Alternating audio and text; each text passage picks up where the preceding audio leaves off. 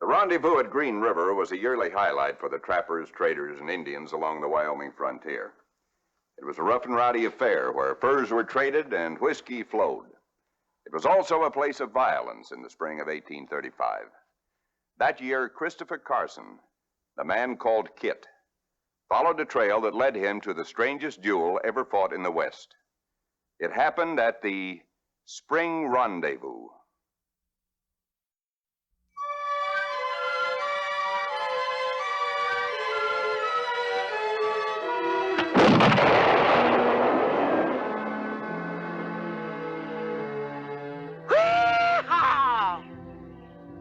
Got him with one shot, Kit.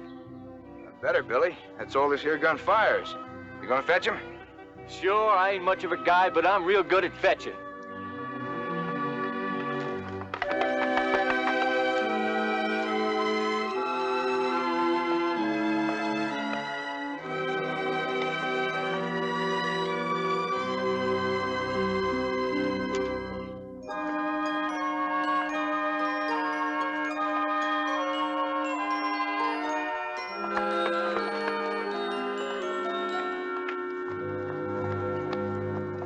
Look at that, shot through cleaner than a willow whistle. What are you doing? Picking the feathers out of it, that's what. Son and we get together and firewood, 'cause we got goose for dinner. Not tonight. We ain't stopping. Well, what's your hurry? No hurry. Just want to be at that rendezvous before dark. You got some special reason for getting down there, ain't you? Just trading. Well, now that's funny. Why? Well, the way you've been mooning around lately, me and the woman figured you had somebody waiting down there. Like who? Oh, like that little Arapaho gal you took to last summer. I'm going to Green River to trade. That's all. Then trade yourself a squaw. You ain't no good alone, kid. What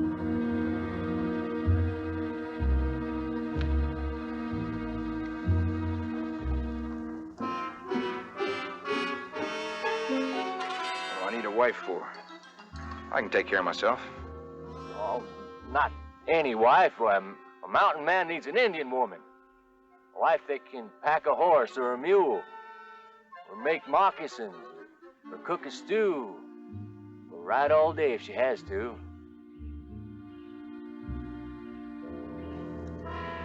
You ain't mentioned one thing I can't do for myself, Billy.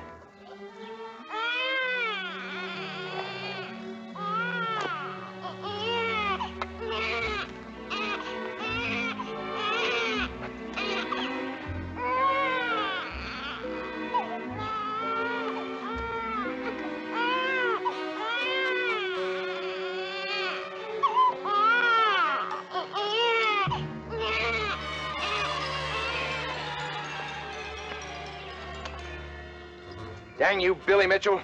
That's the first argument I ever lost to a papoose. Well, it won't be the last. Hey, get a move on, woman. Kid Carson here's going down to Green River and get himself a squaw. Danged if he ain't.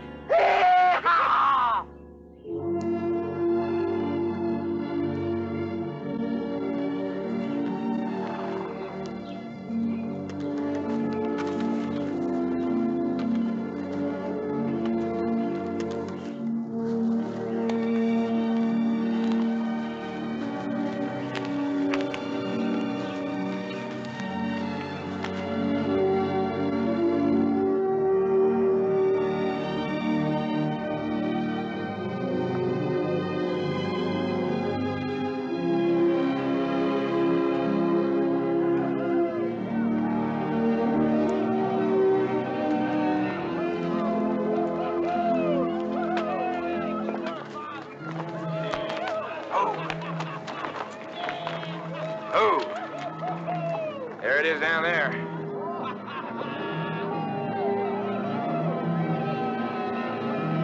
Sounds like we ain't the first ones here. Well, you better get on down there before somebody steals your gal.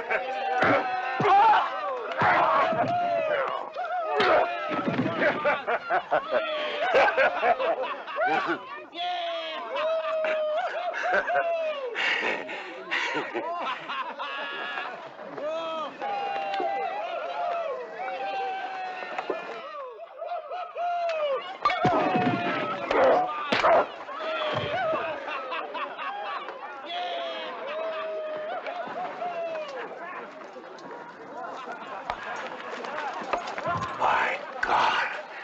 You best-looking squad, whole league. What name you go by, Indian? She is Juanibi, singing grass, from the lodge of the Arapaho. I am her father. She speaks to those I say. Alors, cherchez-vous les ennuis, bande sauvage. Arrête, idiot. Tu vas faire commencer. You understand that? Did any Indian? Have you any Freshman? I'm an American. What for Americans, my petit bon ami? I got a stick and switch them like small boys.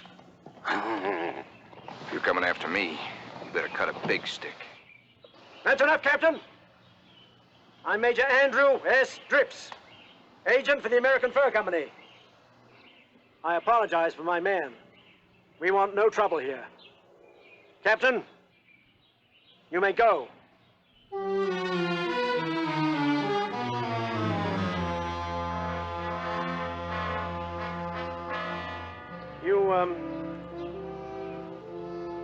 You know Kit Carson, I believe.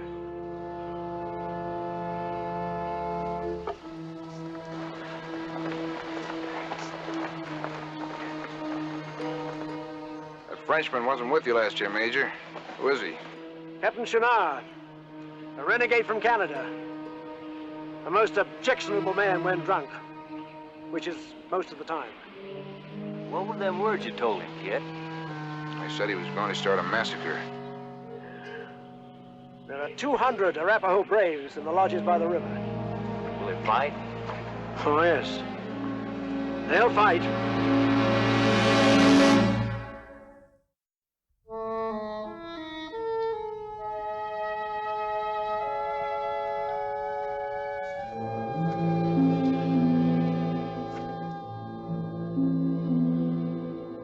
The small man comes back, does he not, my daughter? Maybe he comes only to trade furs, my father. He does not bring furs now.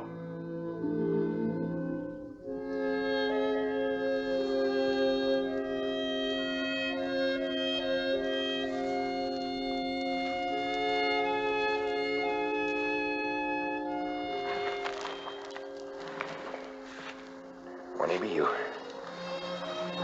waited? I'm not married. You waited.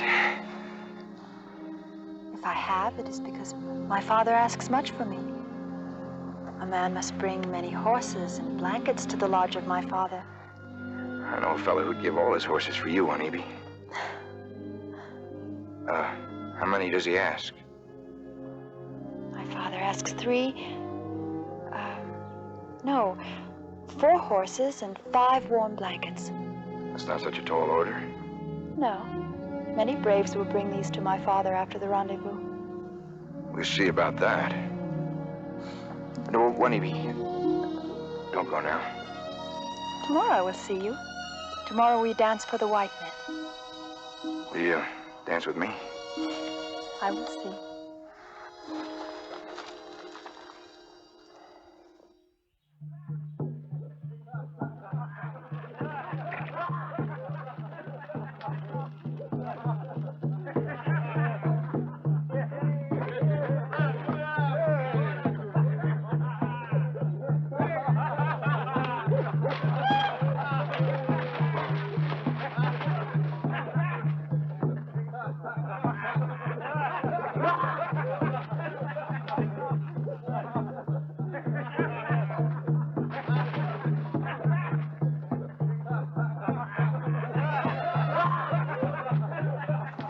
Hey, Kit, you already got 4 new blankets. What are you gonna do with 5? I guess, Billy. You getting them for them 3 new horses? You getting warm. Well, 1 each, that makes 3. You got 2 left over. That's for them cold and lonely nights on the trail, right? How come you never told me you could count?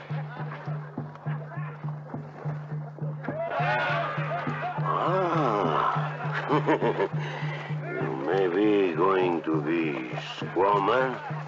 Let's watch the dancing, Kit.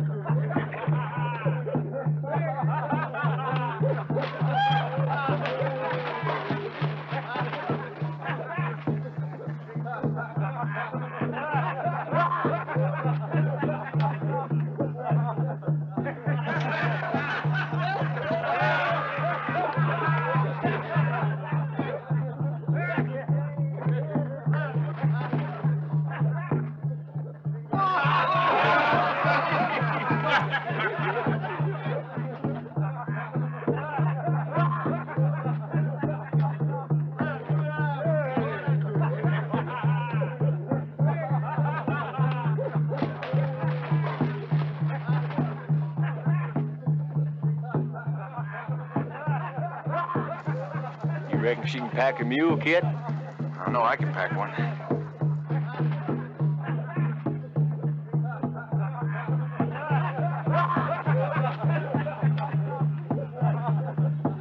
Looks like she's coming for you, Kit. You ready? I'm ready.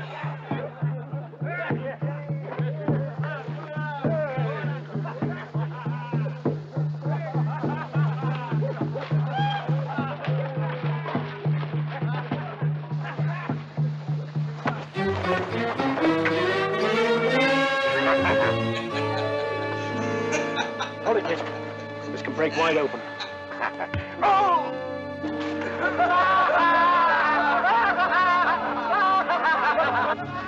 Smart girl there. What about him? I'll attend to Shana. You get out of here, kid. Go after your girl. Let this cool off. Find her, Kit.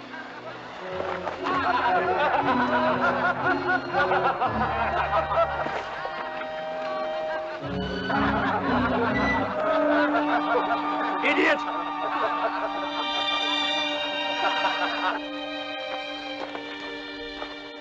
Juanibi, you all right? I was frightened for you.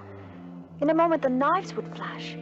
Shunar is a fool. He could have got everybody killed. You go back now.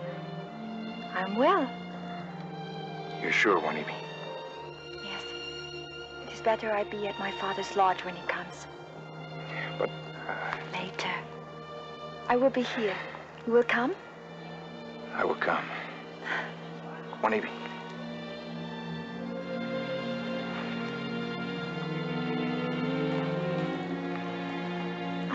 These are for you.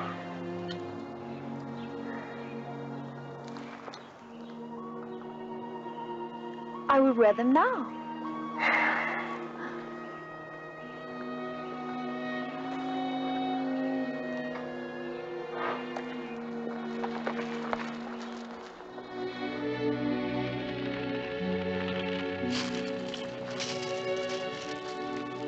Kit? You are there?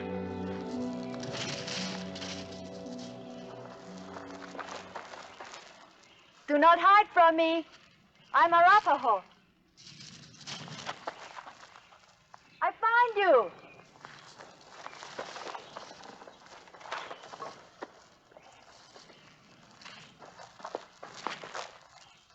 Kit? Come out, Kit. You are here. It is you?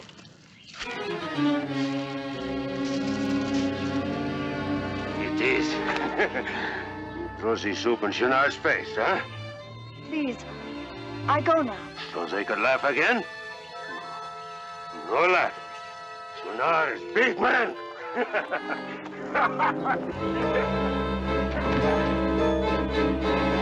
A bien, ma petite. You show Shinar you are sorry for hurting him with the hot soap. Huh? Huh? No. Not fight anymore, my little one. Shinar is too strong. You are too pretty. It is better, my pretty one. Now, you give Shinar a big kiss to say you are sorry, huh? Huh?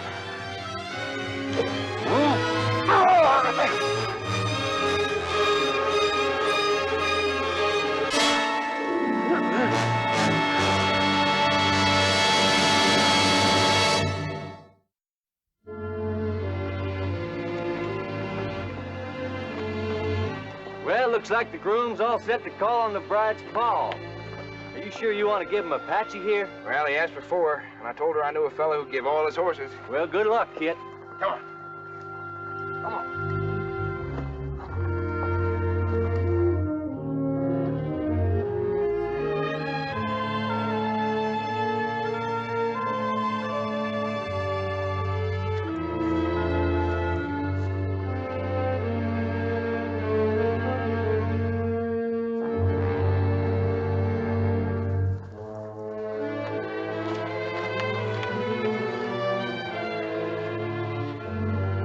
You are not wise to come, small man. I have come for Wanibi. She does not go. I brought horses, blankets. Is this not enough? You, go. Die with others. Die with Big One. He bring evil to Wanibi. Shunar? What's he done? Has he hurt Wanibi? He would, but he does not. For this, he must pay, small man. He will pay.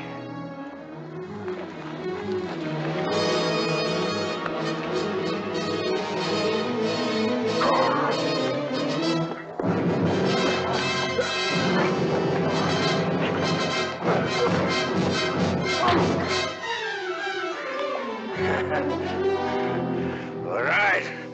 You strong cards. You see how big and strong is Shinar, huh?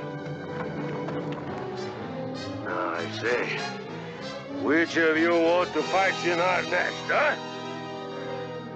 I'll be the next one, Shunar. Wow. See, little man going to kill the big man, huh?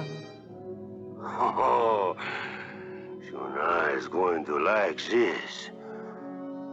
Not like you going to fight a big man like me? I'm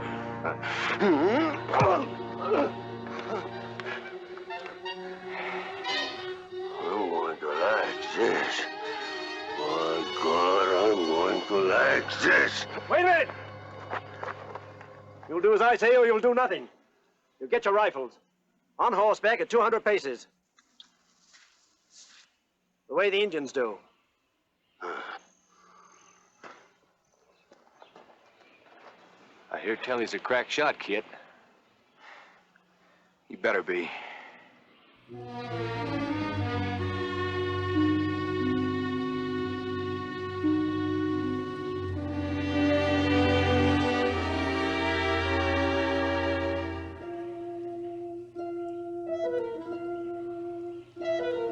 Well, you only got one shot, Kit.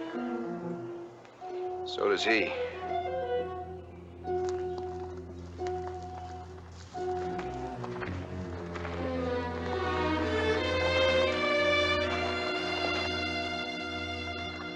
My father says you will need the best horse. One as brave as you. He sends back Apache. Thank you, Juanita.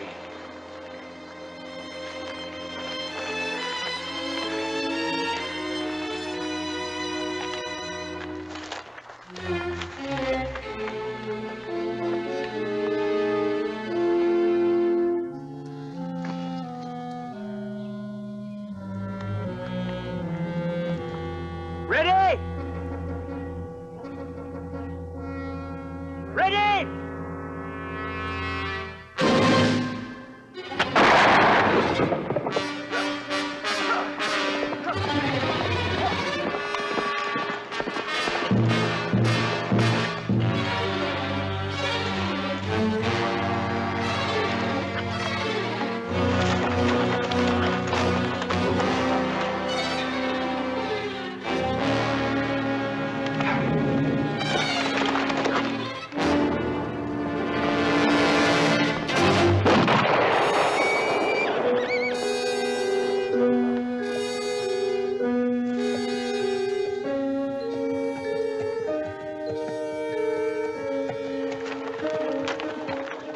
I ain't that bad a shot, Shunar. I could have killed you.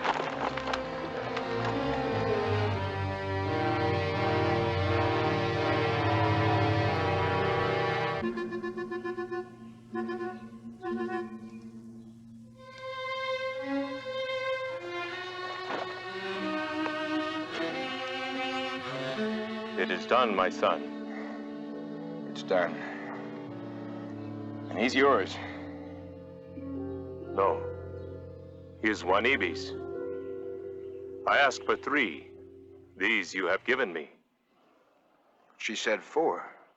Wanibi is wise with reasons. She waits for you.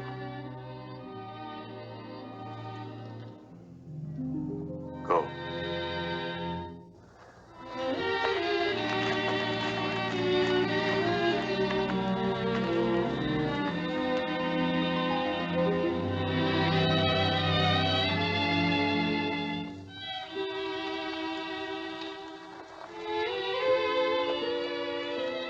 What are you up to, Wanibi? Mountain man needs a squaw. More so, he who would give all his horses to an Arapaho. Why, you... Then Arapaho take all horses, and squaw must walk hills with foolish husband. Well, I'll be danged. This I learned from my people. You Arapaho?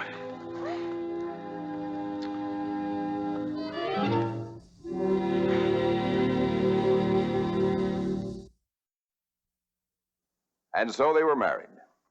Kit and Wanibi were happy together, but their marriage was destined to last only a few years. She died shortly after the birth of their only child, a daughter. Kit Carson married again, but the memory of the Indian maiden and the spring rendezvous would be with him the rest of his life. Be with us next week for another true drama from our American past.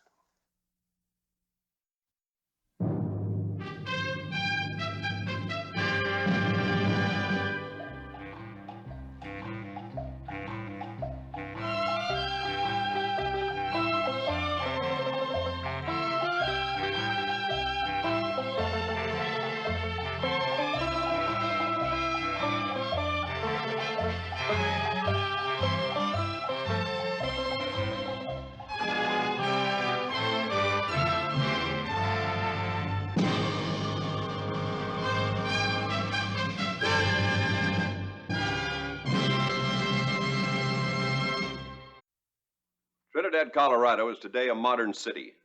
But less than 100 years ago, it was a raw, new mining camp, not even on the map.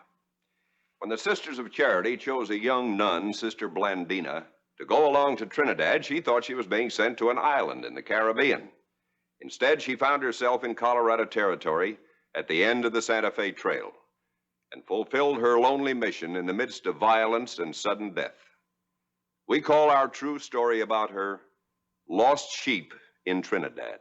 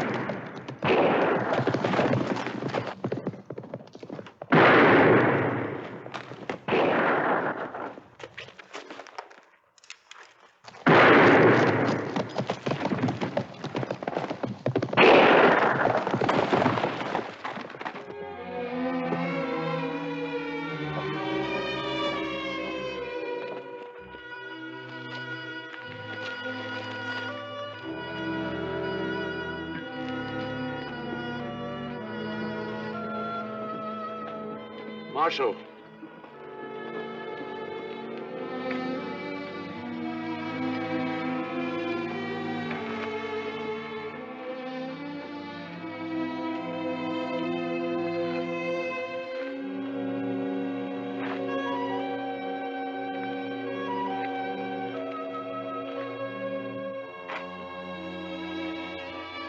Marshal didn't need to get himself killed for this.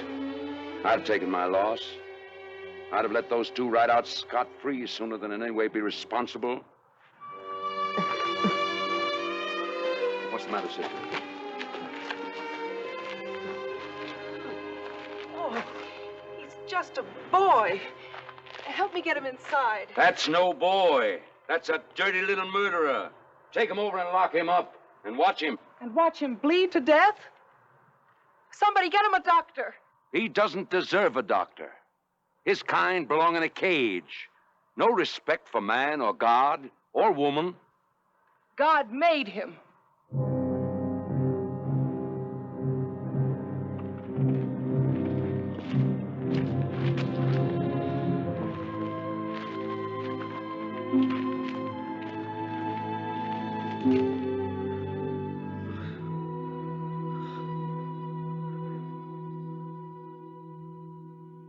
Who are you? I'm Sister Blandina. One of them, huh? Yes, one of them. I'm a sister of charity. I'm from the East, Ohio.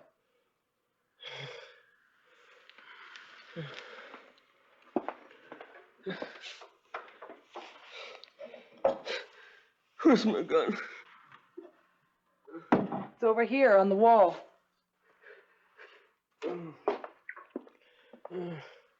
Here, drink this.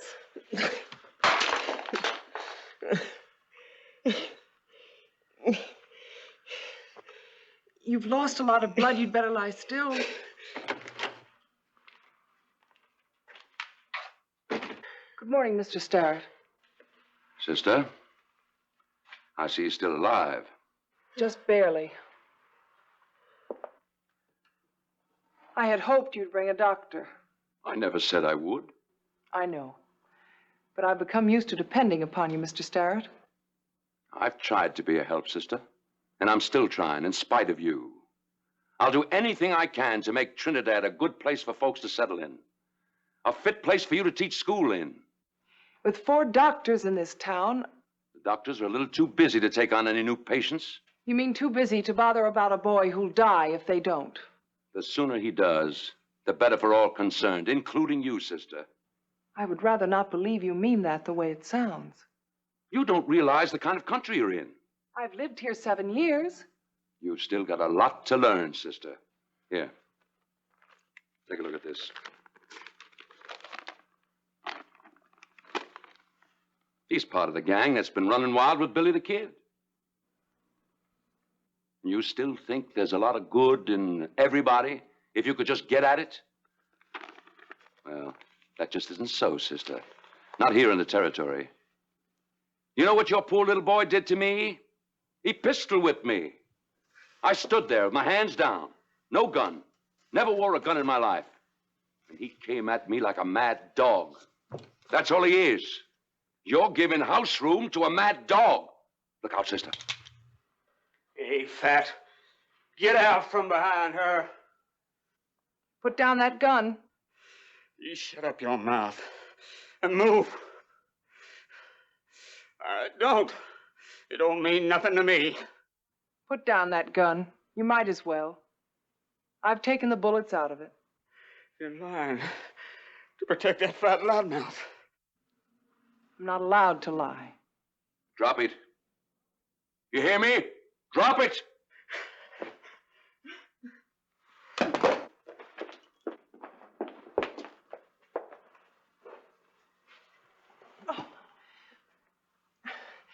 Help me get him back to bed. He's going out of here, sister. Walk or be dragged, that's up to him. No, Mr. Starrett. He would have killed you if he could. Any trapped animal sees enemies all around. For the last time, sister, listen to me. The way things are, nobody wants the marshal's job. It'll take a week for the sheriff to get here. And there's a lot of talk in town about why wait. Do you want a lynching in Trinidad? You know me better than that. I hope I do, Mr. Starrett. I've been pretty reliable so far. Anything you needed. It's not what I need now. What you need is him off your hands and under lock and key. I'll take the responsibility. I'm afraid you can't. Oh, for heaven's sake, sister. There is that, isn't there?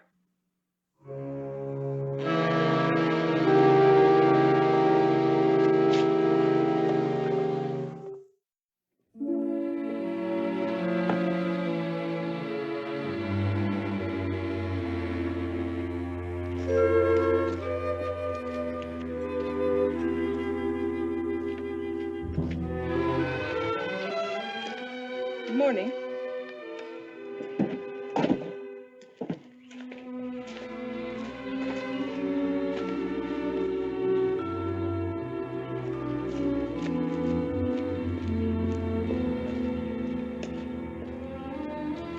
Good morning. I'm sorry there's no school today. But you won't mind a little vacation, will you? Elsie? Mary?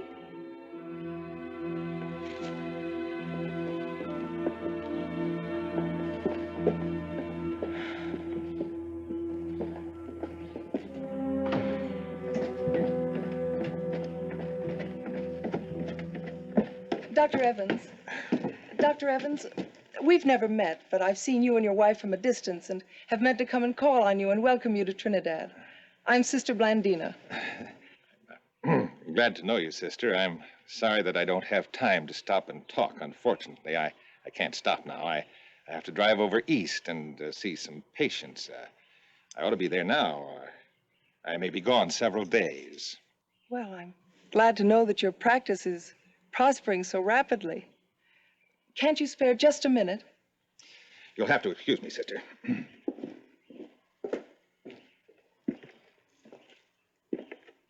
Well, sister, Well, Mr. Starrett? I gave you fair warning. Yes, you did. I've never seen so many men taking time off from their work and walking around with guns. And there are more of them than you can see. All because I gave house room to a mad dog who can't even walk? We're kind of expecting a visit from a friend of his. We figured that Billy the Kid might come and try to get him out. So you're using him as bait for a trap? That's one way of putting it. Of course, his friend might not even show up. Meanwhile, the boy may die. For the last time, sister, he's no boy. His mother called him Joey. Little Joey. What? Nothing, Mr. Starrett.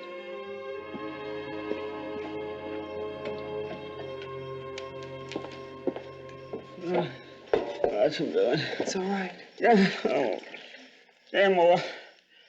What's it, boy? It's all right.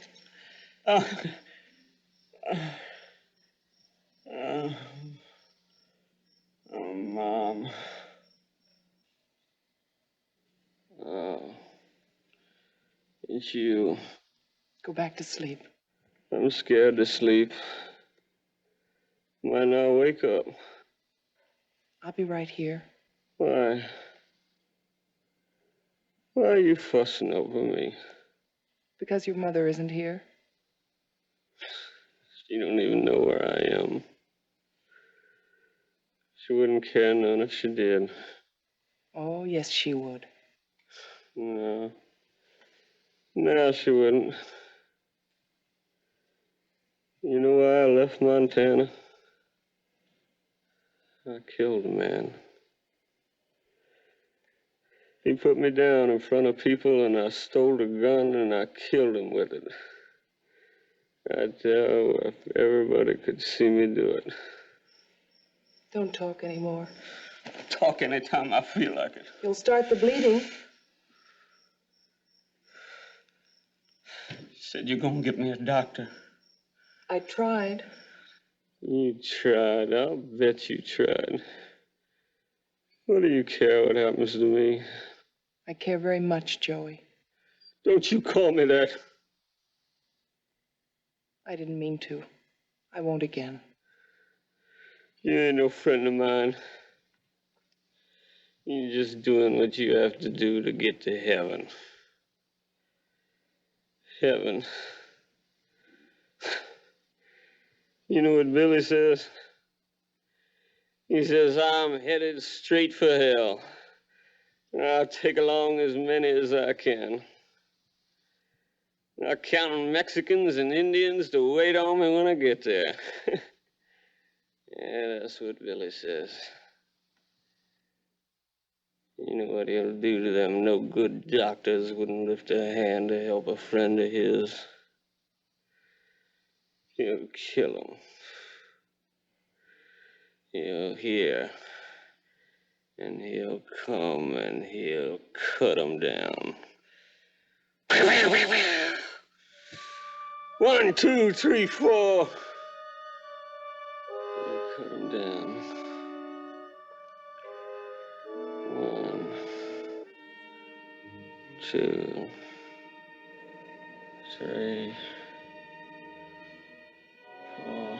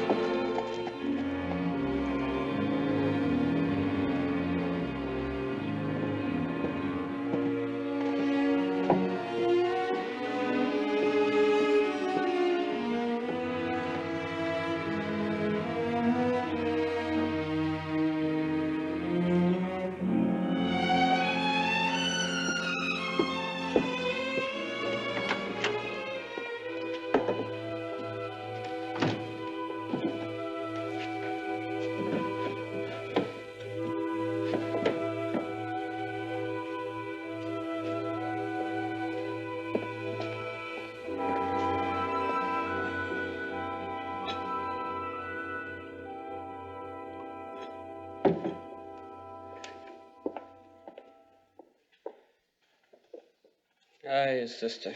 Good morning. You say that like you meant it. Like it's gonna be a good, good day. All days are good in the morning. It's what we do with them that makes the difference. Yeah. I guess you're right. I guess you are. Would you like some tea? Sooner have some coffee. I'm sorry. Hard up, huh? Yeah, we're hard up at home. Do without this, do without that. I quit school soon and go with patches on my britches. I can manage.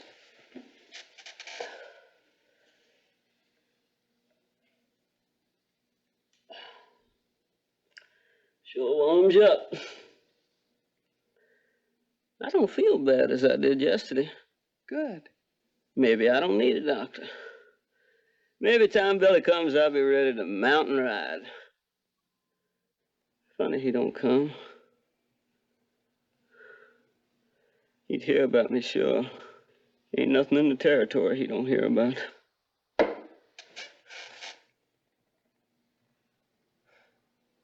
right, I'll just rest up here a spell. That's right. Rest. Don't worry. Ain't nothing to worry about as soon as Billy gets here. Sister, I've been thinking about things. I don't write none too good. Would you write a letter for me? To your mother? Yeah. How'd you know? I just guessed. You sure are smart. I ain't wrote her since I run away to be a big man. That's 3 years nearly. What are you doing? I'm gonna go get a pen and some paper.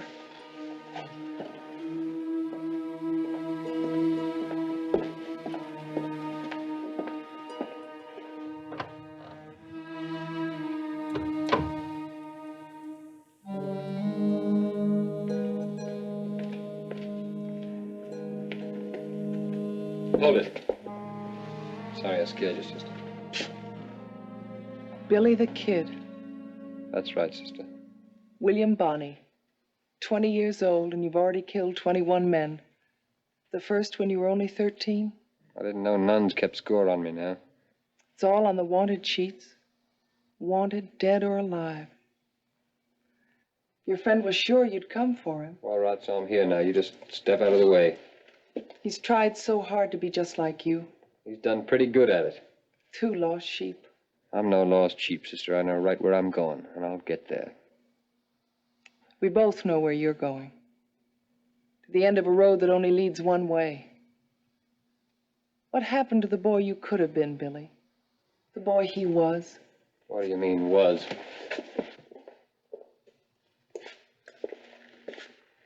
Wake up, Joe.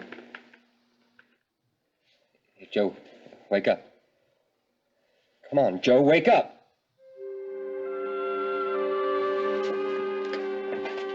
He's dead. He wanted me to write a letter for him to his mother. There wasn't time enough. You kept me outside preaching at me? Carried his load as far as he could. Shut up. 4 doctors in this town. Not one of them raised a hand.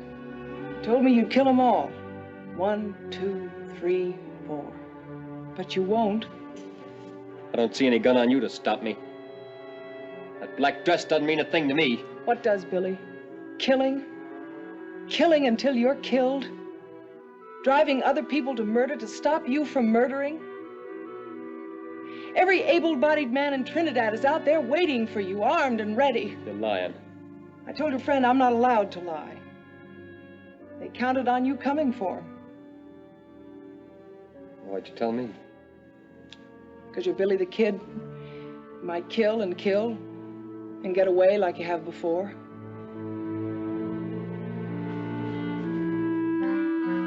You're the only one who ever did anything to help him. Put it in a collection plate. Tell me there's dirt on it because I'm Billy the Kid. There's blood on it. Just say a prayer over it, sister. Wash it white as snow. What kind of nun are you? You won't take my money. But you wouldn't let me go out there and maybe get my head blown off. And you tended Joe like he was your son. Sounds like you got company coming. Like you just kept me hooked here till they came. Sister Blandina. Go on, open it. Sister Blandina. I said go and open it. Go on, let him in.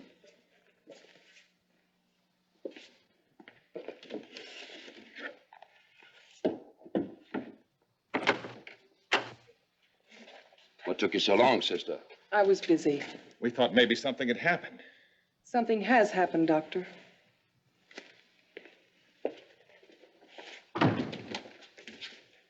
He died just a moment ago. I should have been here.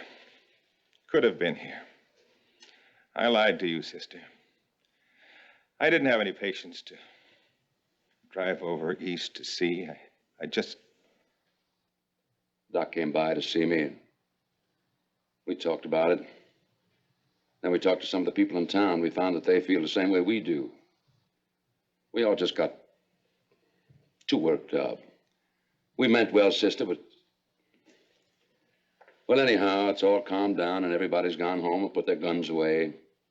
Like I said before, Doc, we should have known that Billy the Kid wouldn't bother himself about one mad dog when the woods are full of them. I know you feel bad about him, sister. But after all, he is better off. Yes, he's better off. Well, I guess that covers everything.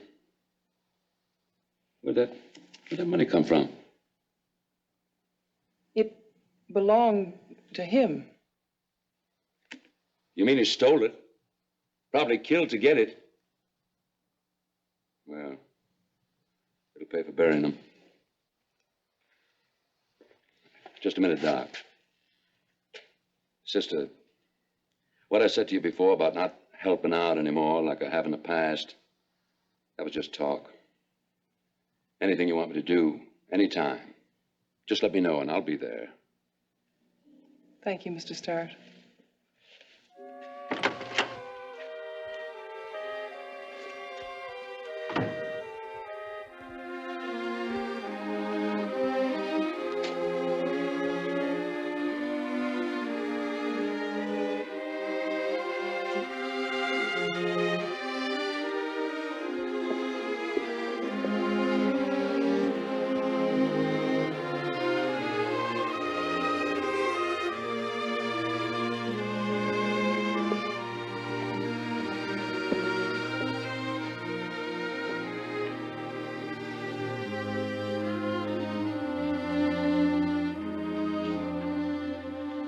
I always light the altar candles this time of day.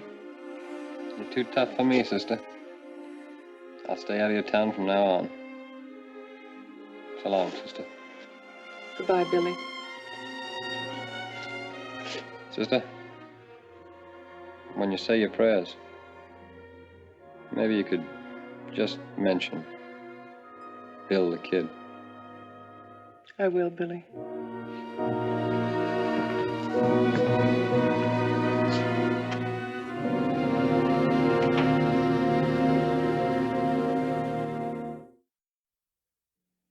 Billy the Kid had 2 more years to live before Pat Garrett killed him. Sister Blandina never forgot him. She built a school and an orphan's home, a hospital in Santa Fe, and another school in Albuquerque, which stands today. In 1894, she returned to Ohio and was still doing her best to help and guide young people when, at 91, she died. One more chapter in Western history that should never be forgotten.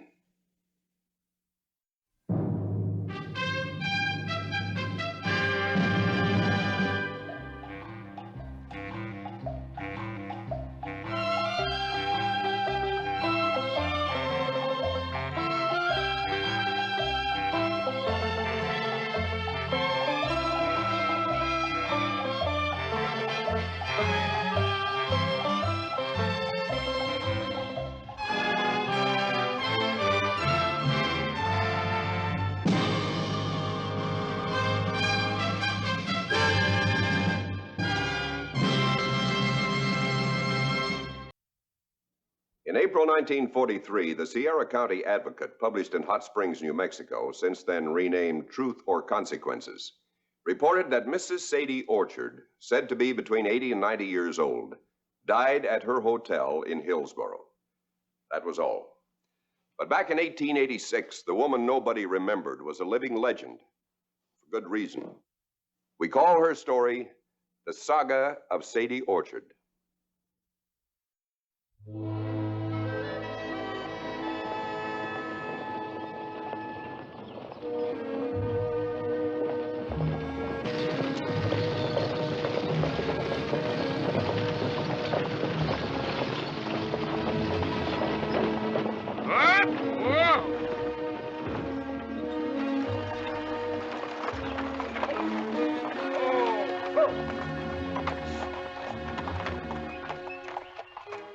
Drop that gun, mister. Drop it. Now get up. Get up. You stay right where you are. How much silver? Couple of dozen bars. Yeah, looks like we might have to borrow this wagon. I always wanted to be a stage driving man.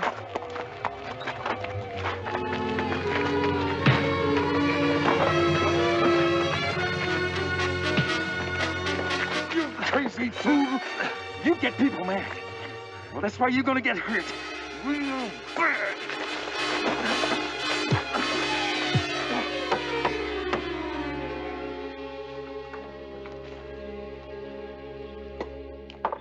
Morning, Mrs. Orchard.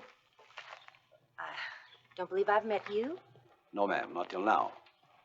My name is Edwards. The Mr. Edwards? Well, as far as I know, I'm the only one of the tribe in this part of the territory. I'm very pleased to meet you. Especially so I can thank you for what you did for my husband and me. All I did was hire him to haul my silver ship at the Moggy. You were the only one who would take a chance on us. I make it a rule to bet my hunches. Silver isn't worth a quarter till you get it to market.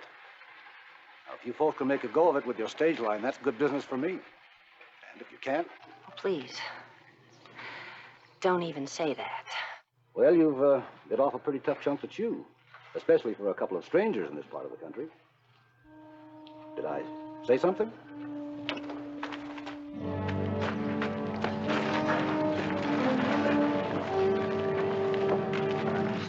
Sorry. I did my best. I tried. And what happened? To Help me. Where's the stagecoach? What happened to the silver shipment? We'll get to that. Come on, grab hold here. Handle him easy. Please, someone, get a doctor. We don't have a doctor in Kingston. Any of you men thinking what I'm thinking? Mr. Orchard's been in town a week. Nobody knows anything about him but what he's told us. Nobody else can get through those mountains with a silver shipment, but he claimed he could. First time out, he comes back, no stagecoach, no silver. That's a pretty careless speech you're making. I simply said what could have happened. Without waiting to find out what did. Somebody gave Mr. Orchard a bad beating. You touch him any place, he yelled. Now, I don't know about you, but I wouldn't take that kind of a beating for a piece of $10,000 worth of silver, or all of it. Well, you can afford the loss. It doesn't mean I like it, but fair is fair. Now, Orchard says 2 men held him up on the Black Range grade.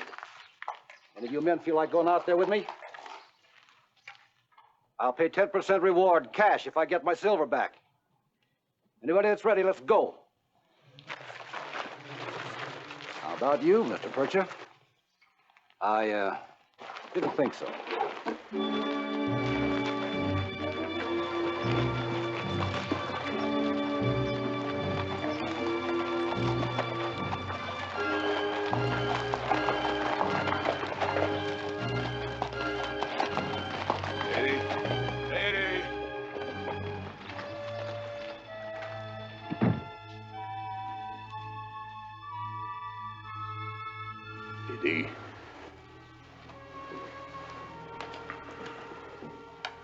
Don't try and talk anymore, John. I gotta tell you something. It can wait. No, it can't. John, please. Southwest New Mexico Stage Lines, John Orchard, proprietor. Was gonna get rich quick hauling silver. Fruit was safe to ship with me. Safe for people to ride with me. First trip I'd put us out of business. Well, we still have the other stagecoach and 4 good horses. Nobody's gonna take another chance on me. I've done it again. One more town, one more try, one more failure. You're hurt, and you are half out of your mind. Now, you don't know what you're saying. I'm gonna forget you said it, and you forget it too. No, Sadie. I'm gonna get up from here. I'm gonna sell off everything that we have left for whatever it'll bring. I'm gonna find a job digging in a mine where even a fool and a failure can't harm anybody but himself. And I want you to take the money that I can raise and go back east to your folks. John Orchard, you shut up. You hear me? You shut up.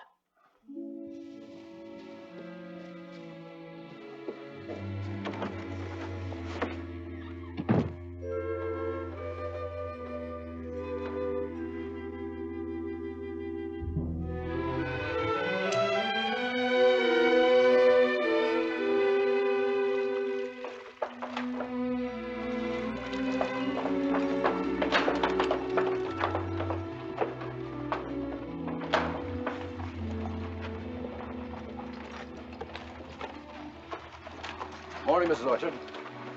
We found what was left of your husband's outfit. Just this harness and some gear. I'm sorry that's it. Won't you come in, please? Thank you. I'll stable your horse first.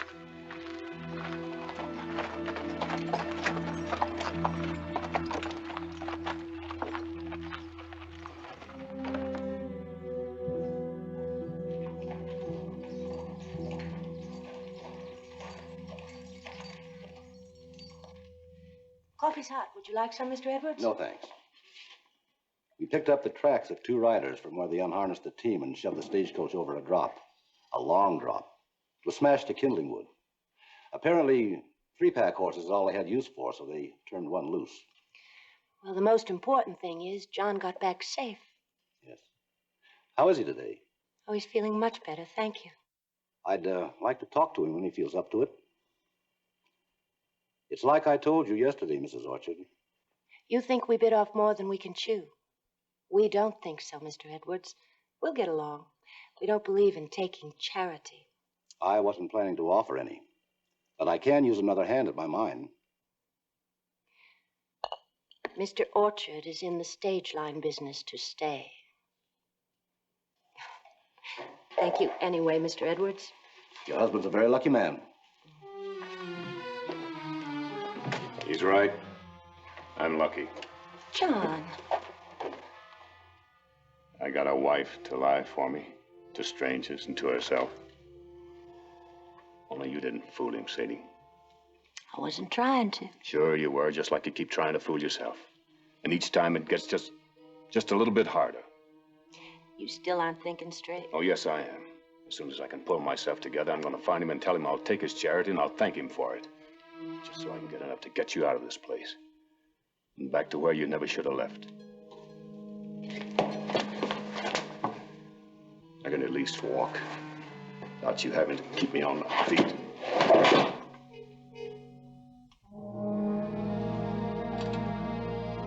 I'll fix you breakfast.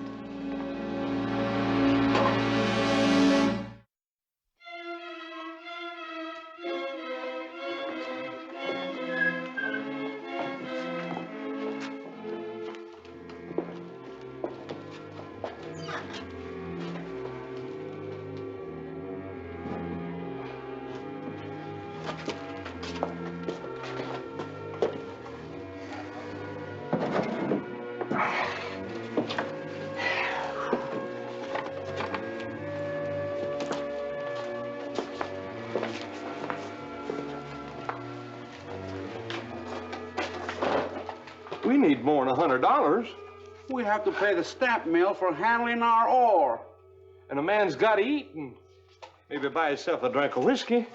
The stamp mill says that our silver's worth $1,000. Easy. Well, I don't buy silver.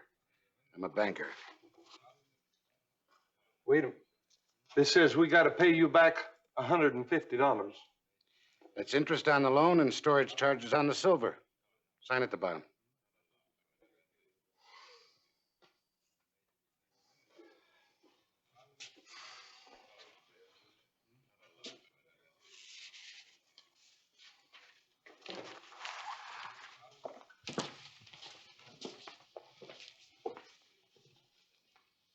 You drive a real hard bargain, Mr. Percher. Any law against that? Nope. What's on your mind? Well, for one thing, I didn't see you shedding any tears about Mr. Orchard getting held up. Nothing for me to cry about. Well, there could be as time goes by. What do you mean by that? As long as silver shipments can't get through the market, people don't dare ship or travel over the mountains. You've got this town by the tail with a downhill pull. Yeah, so? So I'm going to make you a proposition. That is, if you're interested in having Kingston grow into a place where people can settle down and live. We need what Mr. Orchard started. A stage line hauling silver and passengers. Their lives and property safe. Orchard cost you $10,000. Which I mean to earn back, and with a profit. Now, you can come into the deal or not. That's up to you. But I'm going to back Mr. Orchard's stage line. I'm going to put up the money for wagons, horses, drivers, shotgun guards. And put me out of business. That could happen. You're a rich man, Edwards. You came in rich and you're getting richer. Do you think that entitles you to run things your way or none? Well, you can't run me. I'm not trying to. I'm just telling you there's going to be a change. And I'm telling you, walk out of here and take your proposition with you. You're not interested in Orchard and his stagecoach. He just happens to have a pretty wife.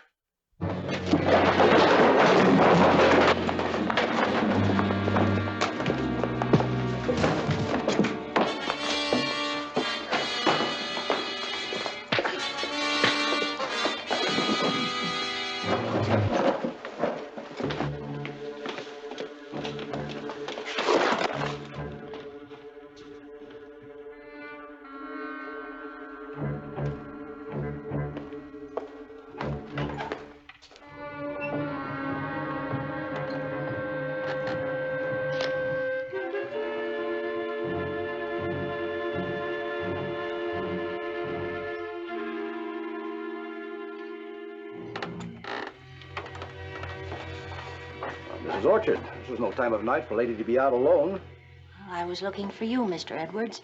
I went to your office. They said you were over here. Now I'll walk you home. I'd rather talk here. My husband is coming to see you in the morning to ask you to buy him out. I want you to tell him you are not interested. Well, as a matter of fact, Please. But why, Mrs. Orchard?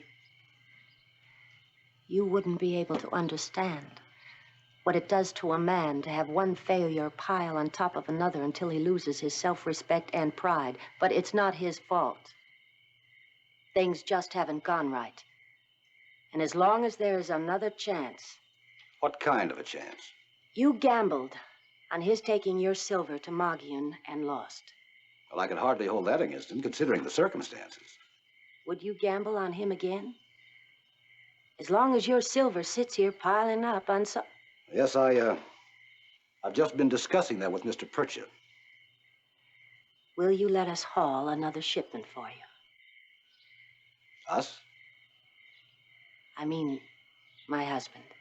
All right, Mrs. Orchard. Tell your husband I'll deliver a load of silver to your place first thing in the morning. Now, if he can get through with this... He will. He will, Mr. Edwards. Thank you. Thank you very much. I'll walk along with you. Now, that's what I'd call a kind-hearted man. Sure is. John? John, I just talked with Mr.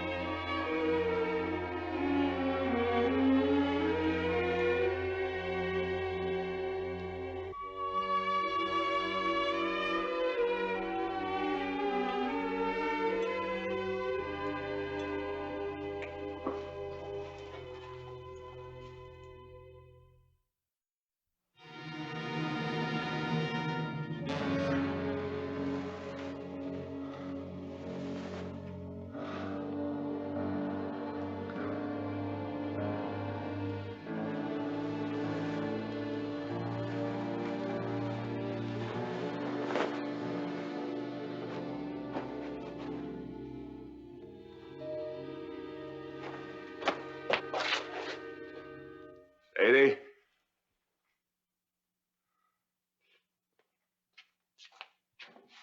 Sadie?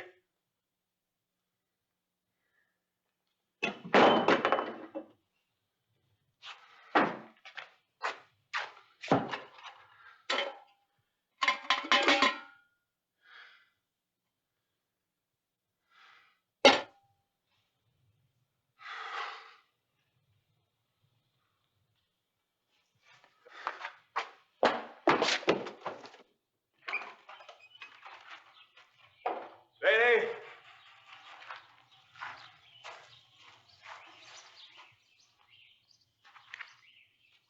Sadie? Where are you?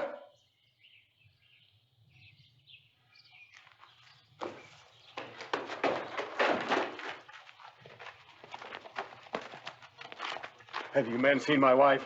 I ain't seen nobody's wife, and I ain't looking. Get me, come on, get me. Oh, Mr. Pritchett.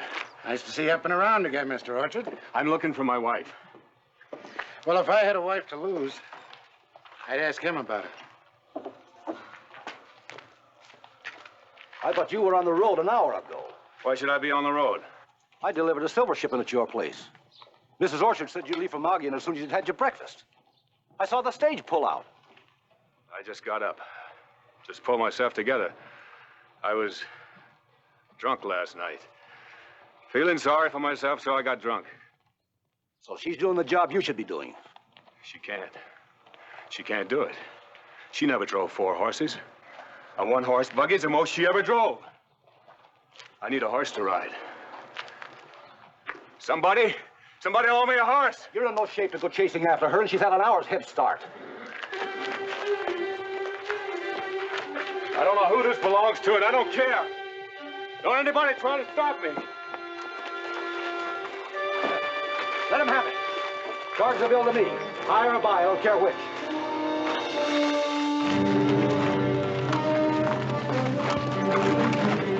Men, there's a lady out there that shouldn't be out there. No telling what may have happened to her by now. But you all know what happened to him. Any of you want to come along? Let's go.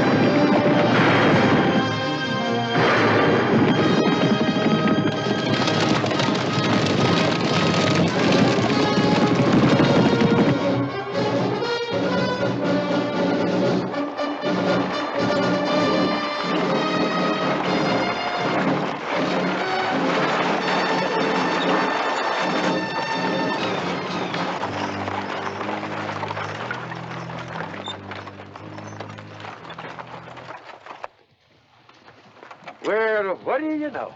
If it ain't Mrs. Orchard. I wouldn't believe it if I didn't see it. You know me then. That means you're from town.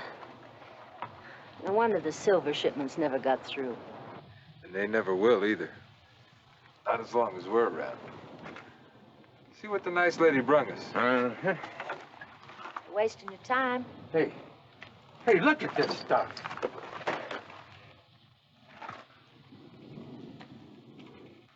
Where's that silver? What silver? The shipment you're hauling for Edwards.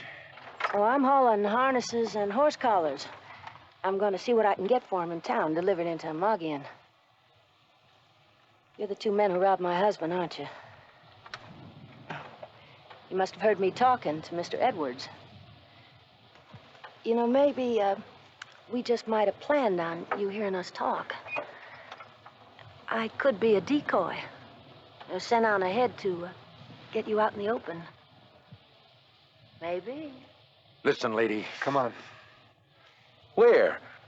I think he means that you might as well just let me go and deliver my horse collars.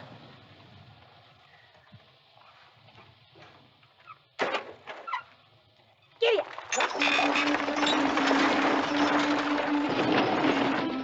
Maybe she did dump that stuff.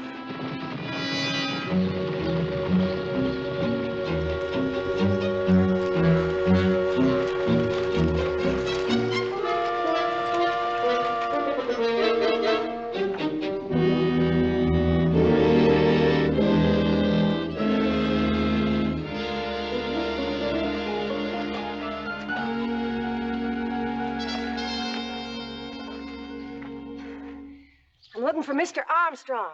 I'm Armstrong, ma'am. Oh, I'm Sadie Orchard. My husband runs the Southwest Stage Lines in Kingston. How come you're driving a stage? That's no job for a lady. Well, my husband has a lot more business than he can handle. And besides, I like driving a stage.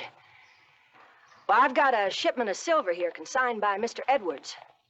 I believe you know Mr. Edwards? Why, sure. Edwards let you haul his silver? It's all in there.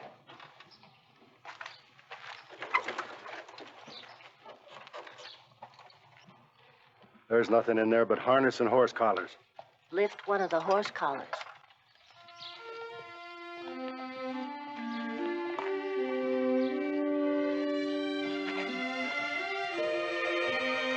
Oh, they're all like that. I didn't have time to stitch them up again.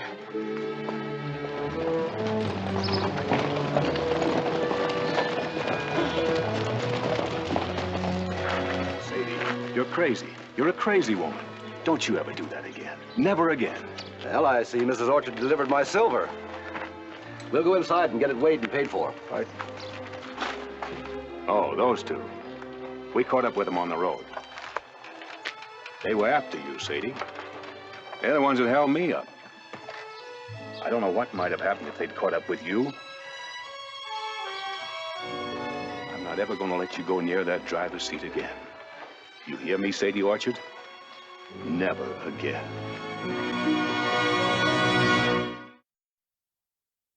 The Black Range Museum now occupies Sadie Orchard's former hotel in Hillsboro. For 30 years, she was New Mexico's only woman stage driver. She called her stagecoach the Mountain Pride, and the West can be proud of her. See you again next week with another true story from Western history.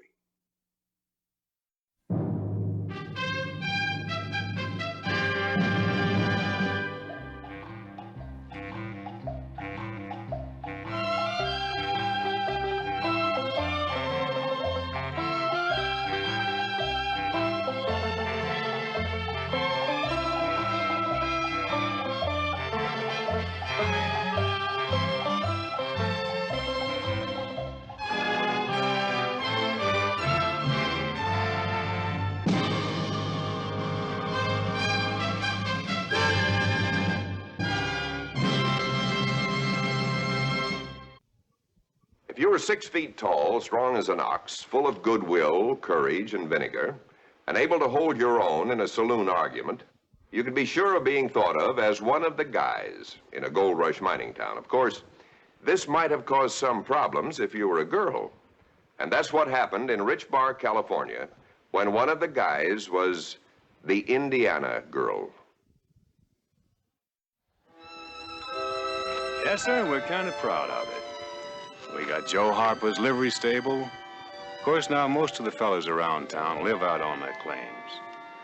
We got a good town here, Tom, and it's going to be better. We're aiming to build some more houses, maybe even a schoolhouse and a church. Have a place where a man can settle down and raise a family. How long you been here, Ben? Since the first strike, there's always need for a store and a mining camp. Yeah, it seems like a fine town. Sounds like you got some good plans, too. Well, plans don't mean much until we get some law here. And that's where you come in, Tom. Well, I'll sure do my best. I like to be in on the beginning of things. Sort of start them off and watch them go. You'll get your chance here, starting from scratch. Now, some of the boys been kind of used to having their own way, and they may not take right off to somebody setting up rules for them. Oh, I think I can handle them. It's quiet now, Ben. Yeah, it's quiet enough now. The boys get a little rowdy sometimes, and there's been some stealing going on. But having you as constable, Tom, is going to make the whole town a lot better. Well, it seems like you've already done pretty well. Put up 6 new buildings this past year. Just last week, we got a doctor. Oh, well, they say a town's on its way when a doctor comes in. Yep, Dr. Brennell. Moved in, opened up his office, brought his wife, too. Real fine lady. Only woman in town. Morning, Indiana. Oh, howdy, Ben.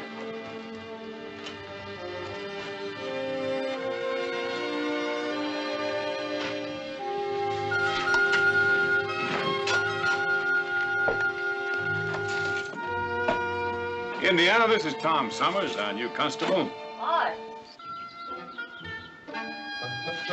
Indiana here runs a hotel. Right fine place it is, too. Built it with her own hands. Ain't that right, Indiana? Indiana, Oh, what? what's the matter? You sick? I'm fine. Fine. Ben says you built this place by yourself. Is that right? Yeah, about right. Me and Pa started it in the winter when work was slow in the mines. Tom, you wouldn't believe it. There was 5 feet of snow up on the pass, and they came through with every one of them logs. You mean Evans Pass? That's near impossible in the summertime. Oh, it wasn't bad with Ophelia helping. Ophelia? Ophelia's my mule. We made 3 trips with the logs. And then Pa went back to the mines and got killed in a cave-in. Oh, I'm sorry. There weren't nothing for me to do except finish the hotel myself. Of course, now I got Wong Lo to help me. You know, he does all the cooking and pretties up the place, and I do all the rest. Tom, we got to get over to Bill Randall's saloon. I promised him I'd bring you by. Care to come along, Indiana?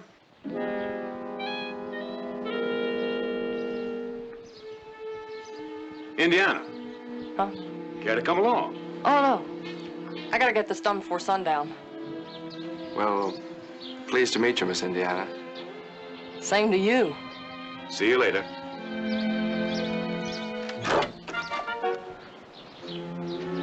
Miss Indiana.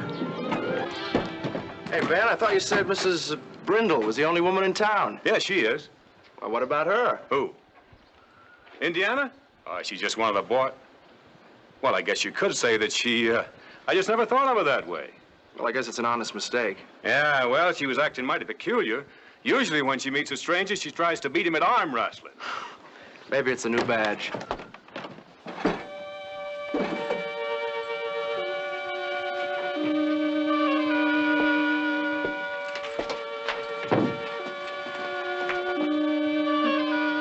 Miss Indiana. Ain't nobody ever called me that.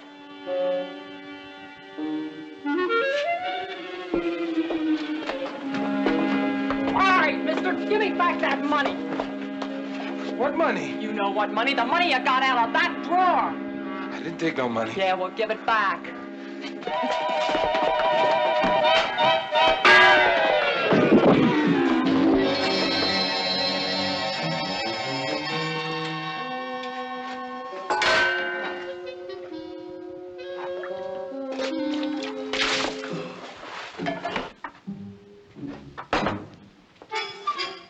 All right, you snake. Now get up. I didn't do nothing. Yeah, well, we're going for a little walk. But I didn't do nothing. Just tell that to the constable. Tom, I insist.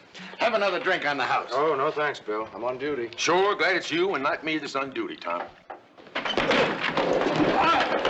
Boys, I just caught this skunk pilfering the Indiana house receipts.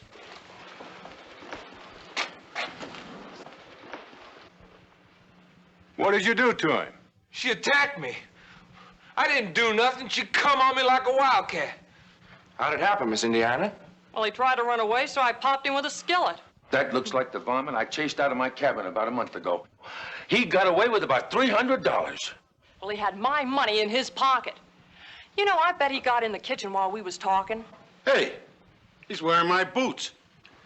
Well, Tom, looks like you got yourself a prisoner. He's a present from me. Oh.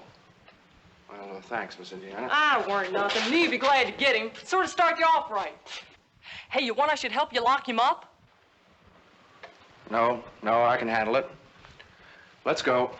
With a deputy like Indiana, your job's going to be easy.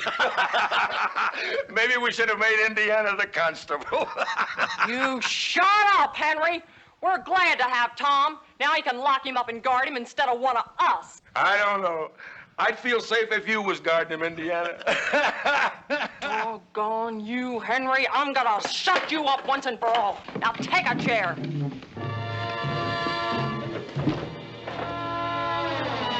You gonna get whooped, Indiana. You ready, Henry? I'm ready.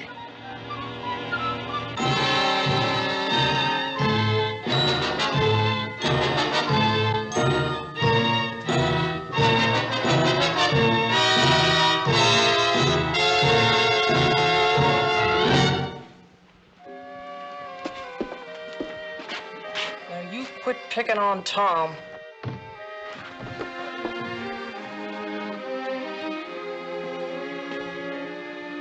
He didn't even thank me. Thank you for what? For catching that weasel. I was just trying to help him out. Well, maybe you helped him just a little bit too much. Now, after all, he's a constable. Next time you have any trouble, you call for help. That's why we hired him. How about a drink? No. I gotta get back to the Indiana house.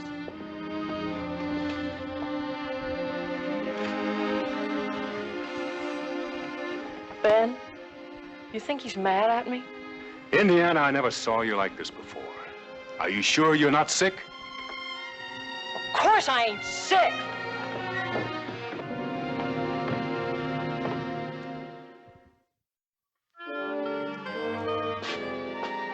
Van? Howdy, Tom. Hi, Van. Need some coffee. Picked you right up. How's your prisoner? Oh, he's doing pretty good. Likes my coffee so much. May not want to leave when the judge comes. Say, Ben, I just saw Indiana. I can't figure her out. Well, she's a mite peculiar in her ways, but you'll get used to her. Yeah, I suppose so. I wouldn't want to get involved with her. She invited me for dinner. A man could do a lot worse than Indiana. Hold on, Ben. Well, it's true. She owns a hotel, and she can do the work of any 3 men. Yeah, still. She's not the kind of girl you think about making a home for. Well, I never thought about that. But I'd take her up on a dinner. Wang Lo's the best cook in these parts. Okay. Thanks, Ben. Long, Tom.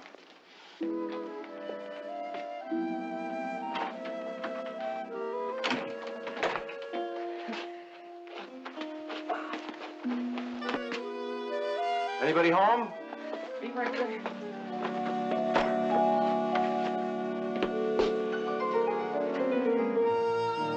Hello? Hello. 8 o'clock. Well, I always did admire it when folks was on time. I'm looking forward to one of Wang Lo's meals. Ben says he's a great cook. Oh, yeah, that's right. Well, it's almost ready. Just sit right here.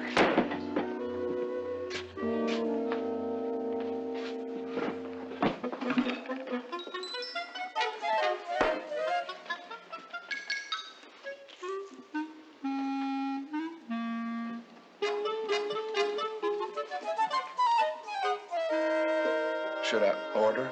Oh, no. No, I already ordered something I thought you'd like. It's kind of special. Something special, huh? Uh-huh. You know, I do a little cooking myself. Just camp, trail stuff. Oh.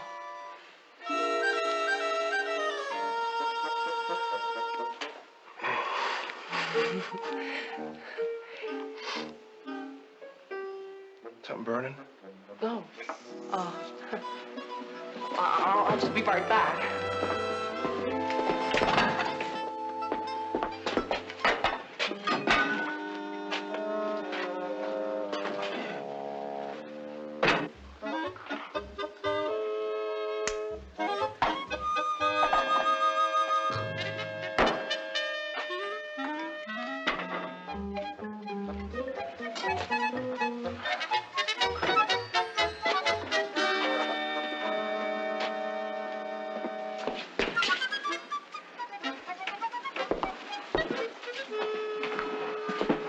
Are you leaving?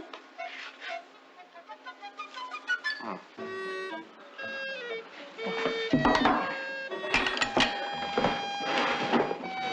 Hey. That smells good. What is it? Well, it's an old family recipe.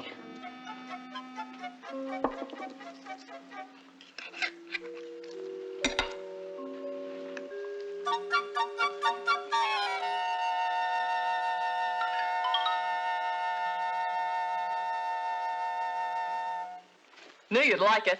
It's one of my favorites. Of course, it ain't easy to make. Takes lots of fixings and good bear meat. That's why we don't serve it much. I can understand why.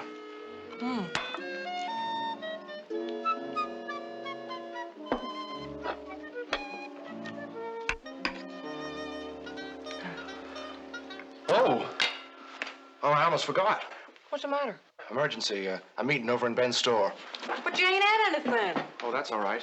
I mean, I'm sorry I can't stay. Oh, well, maybe you can come back after the meeting, because I got a surprise for dessert. A surprise? No, I mean, it'd be too late. Well, I'm glad you come. Yeah, well, thanks for the dinner, Miss Indiana. It was unique. Good night, Miss Indiana. Good night.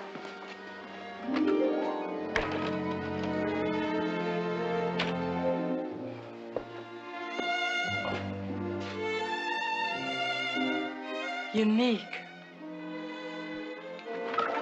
Give me a beer, quick. Something wrong? Yeah, if I don't get this taste out of my mouth, I'm gonna need a new stomach.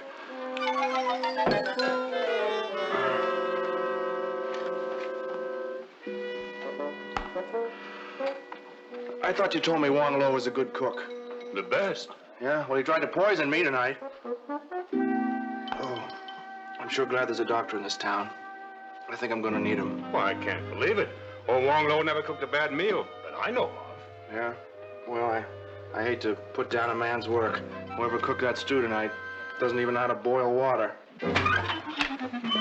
So, Tom Summers, that's what you think of the hospitality of the Indiana house. Miss Indiana, I didn't mean any... Yeah, well, I heard every word. And you can starve before you set foot in my dining room again. Well, no personal offense.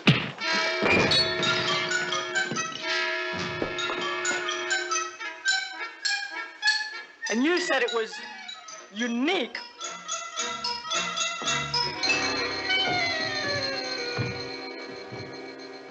Uh, 10 pounds of flour. 10 pounds of flour. And 10 pounds of beans. 10 pounds of beans. Morning. Just put everything in the sack, Ben. I can manage it easy. Oh, Tom. Ben? I surely am sorry, Miss Indiana. I hope you won't tell Wong Lo. Wouldn't want to hurt his feelings. Oh, Wong Lo? Oh. Oh, no. No, I won't tell him at all. Then we're friends.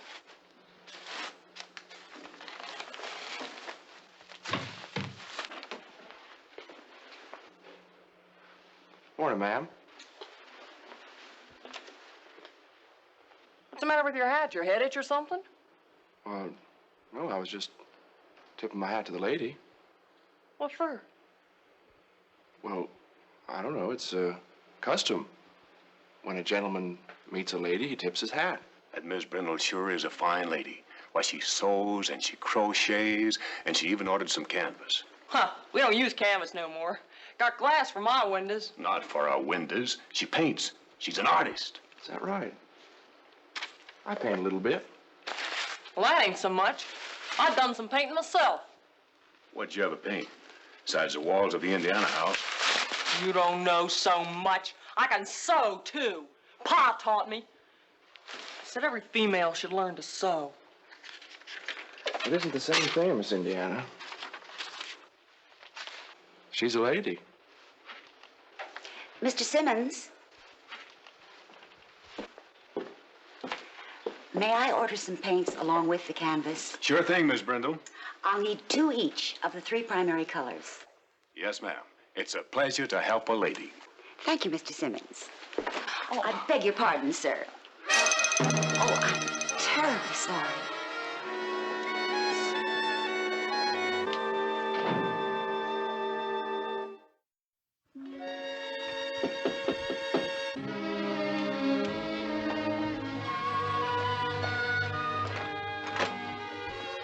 Morning. Morning. Oh, I remember you from the store. Won't you come in? Yes, ma'am. Sit down, dear. I can't tell you how sorry I am. Oh, I know you don't mean no harm. But you know, it made me cry. And I ain't cried since Pa died. I truly didn't mean to hurt you. Miss... Folks call me Indiana. Well, Indiana, if I can make it up to you in any way. Oh, you can. You can. If you will, I mean, Mrs. Brindle. Call me Ruth. Ruth? You know, nobody's ever treated me like they treat you. Tip their hat to me or nothing. And that's because you're a lady. Well, I want to be a lady, too. Well, if you want to be treated like a lady, you have to dress and act like one. But I don't know how. I don't know how to be anything but what I am. Ever since I was a tyke and Pa brought me west with him, we lived in the mining camps, moved around the gold fields, set up tents, lived where we could. Well, that's all I know. But now I want to change. Could you teach me, Ruth? Could you teach me to be a lady? Well, I'll do my very best. Indiana, what's your real name? Mary. Mary Stanfield. Well, from now on, you'll be Mary. Now, this is what we're going to do.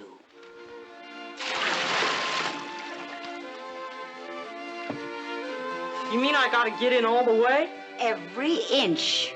Oh, yeah, but I ain't never gotten...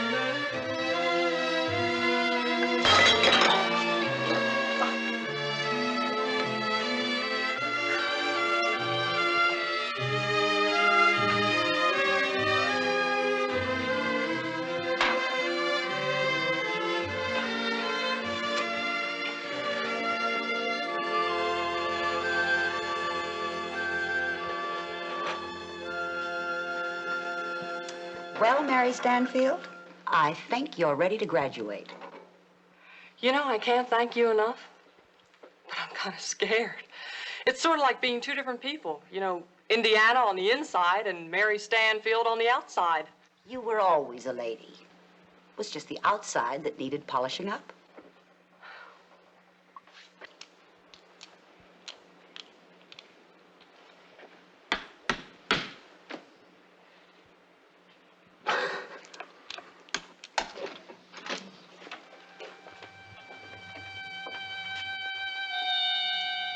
I don't believe it. I told you I was the champ.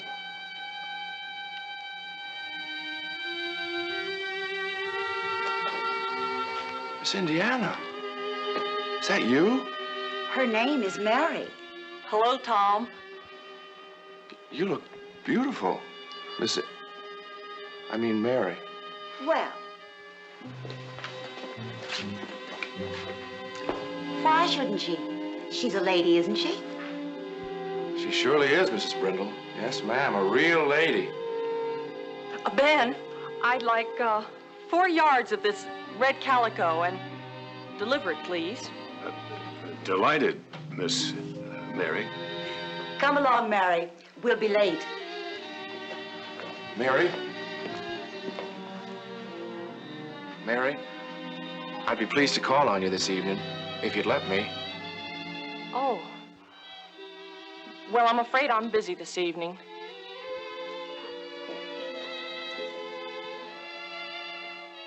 But maybe you can stop by this afternoon. Yes, ma'am. I surely will. I'll see you then. Good day, Mr. Summers. Mary? Mr. Simmons?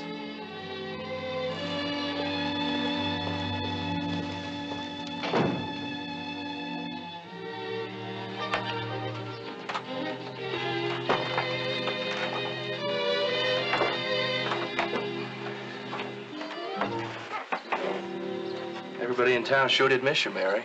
Everyone? Well, especially me, I guess. I was pretty worried. Till Wong Lo said you went up into the hills to get some more logs. Oh, then you talked to Wong Lo. Yeah, he's a pretty nice fella. Said he learned a lot from you. Huh? What else did he say?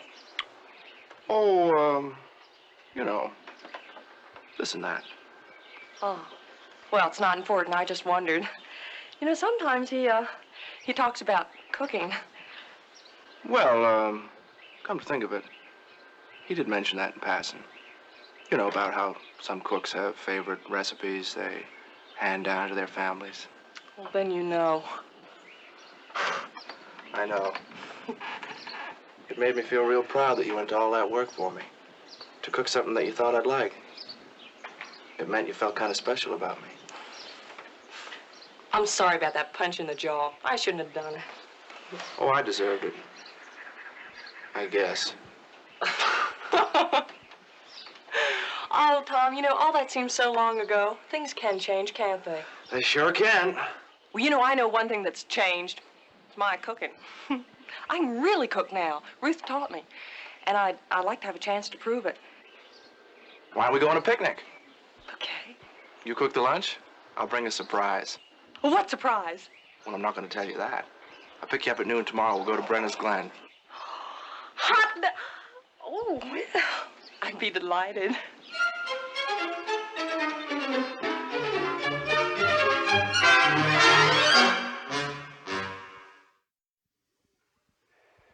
Old West was full of changes. Towns changed and people changed. A lonely girl changed into a lady and took her place in history. Next week, another true story of the American West. See you then.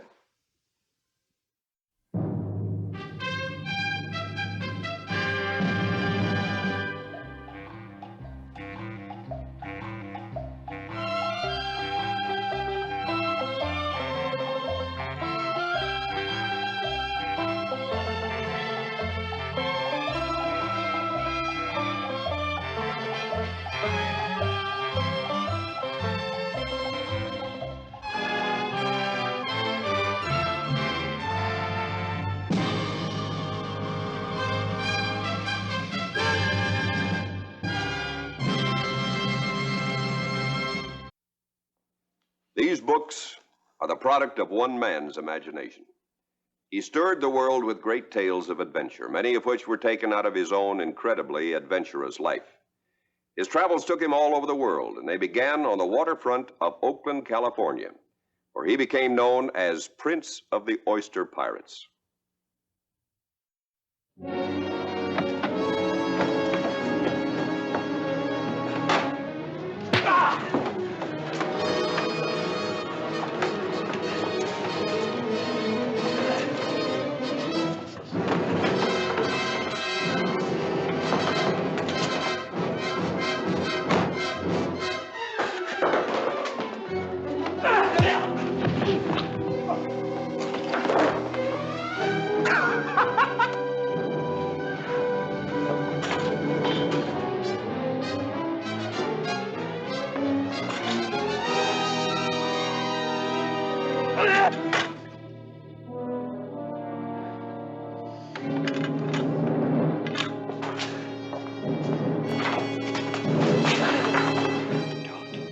Don't do it, Frank, please.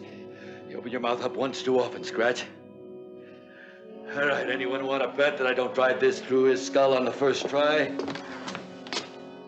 No, Frank. No. Look, I'll go away. I won't bother you again, but please don't kill me. I got 50 says Frank can do it. Any takers? I'll tell you what I'll do with you, Scratch. If I miss on the first throw, you can walk out of here, huh?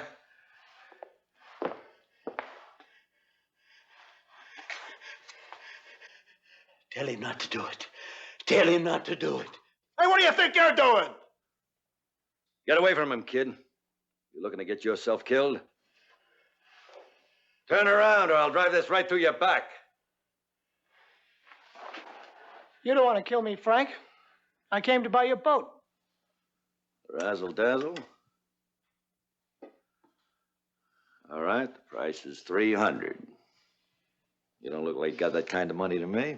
I can get you the money for the boat today, but you got to let him go or the deal's off. You're not afraid to let him go, are you? Afraid of that jellyfish? Scratch knows better than to cross my path again, don't you? I won't, Frank. Just let me go.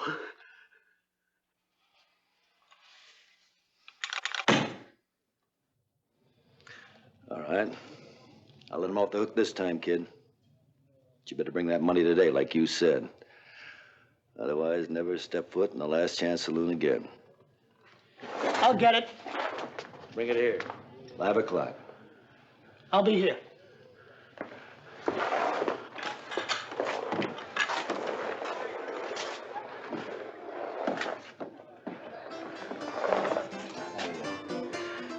I give you my thanks. Maybe I can do something for you someday.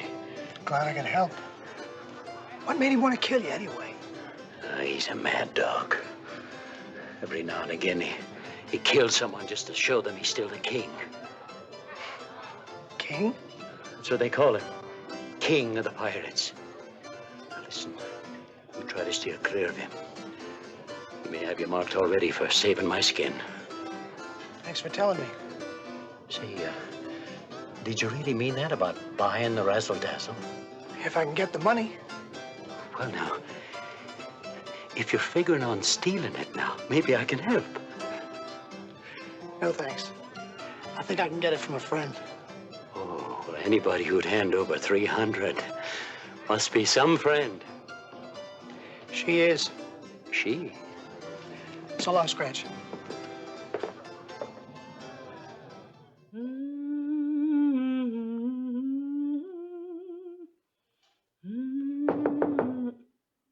Who is it? It's me, Aunt Jenny. It's Jack.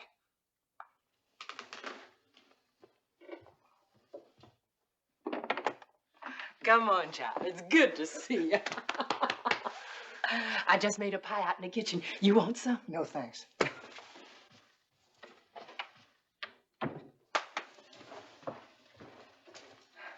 Aunt Jenny, I came to ask you a favor. Well, no need you sounding so serious about it. Ain't your Aunt Jenny always helped out? Yeah, but this is a big favor. Maybe too big. You ain't in trouble with the police, is you? No. But I need money. A lot of it. See, I gotta buy a boat. A boat? Well, ain't you some kind of fancy rich child? What you needin' a boat for? I want to be an oyster pirate. Honey, that ain't no kind of life for you. Better you stay on at the cannery. No, I'm never going back there. Does your mama know about this? No. But I'm never going home again either. Sit down, Jackie. Tell me what's happened. After work today, I went down to take my skiff out around the bay. But it wasn't there. My mother sold it. That little rowboat you saved up all summer for? Now, what'd she have to go and do an ugly thing like that for? Oh, you know how she is. If I made twice as much, she'd still want every cent. I told her I wasn't coming back, not ever. Can't blame you for that. I don't know how you put up with her this long. There's a sloop for sale for $300. $300?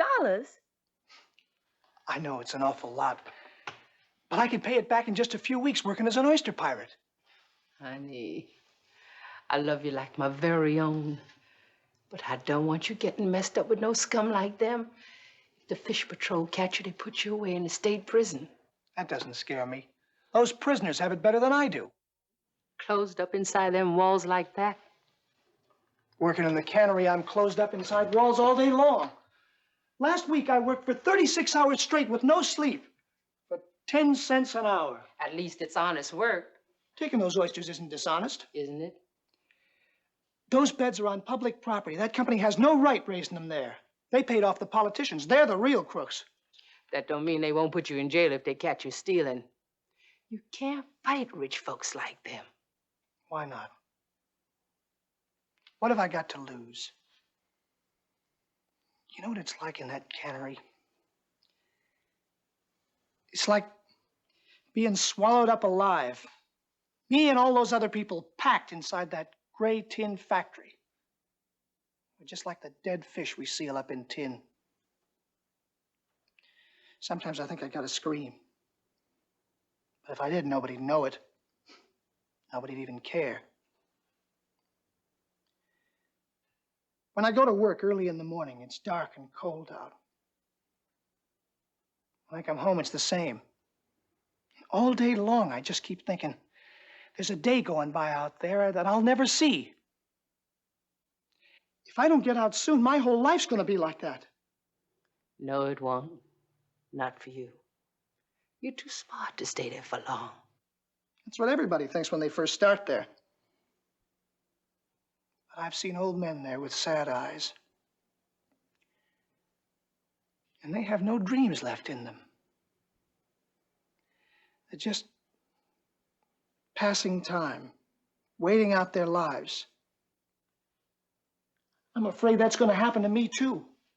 That's why I need your help, Aunt Jenny. More than I've ever needed anything before.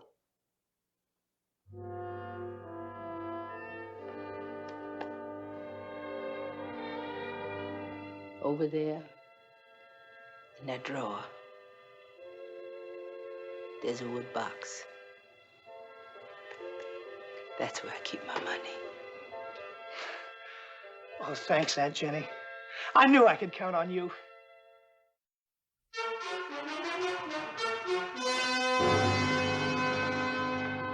Hey, another drink for the new skipper of the Razzle Dazzle. No, thanks. I've had enough. You stand up? Yeah? Well, then you ain't had enough. Hey, look, kid. You want to be a real oyster pirate, you've got to learn to drink like one. Manny, get him another drink. Hey, you know you bought a good boat there, kid. She's fast and she's tough. Best sloop on the waterfront, she is. If I wasn't going into partnership on the Lucy Bell, I'd have never gotten rid of her. Hey, Spider, we had some good times on her, huh? Oh, we sure did. Hey, you remember the time the Fish Patrol came aboard and caught us with... Do you want another drink? No. But I'd sure like some fresh air. Hey, you said them oysters are all right. I got more than I can use. You fellas, help yourself. Take a slack. We could have got next month without that. All I did was get one sack of oysters the way they were.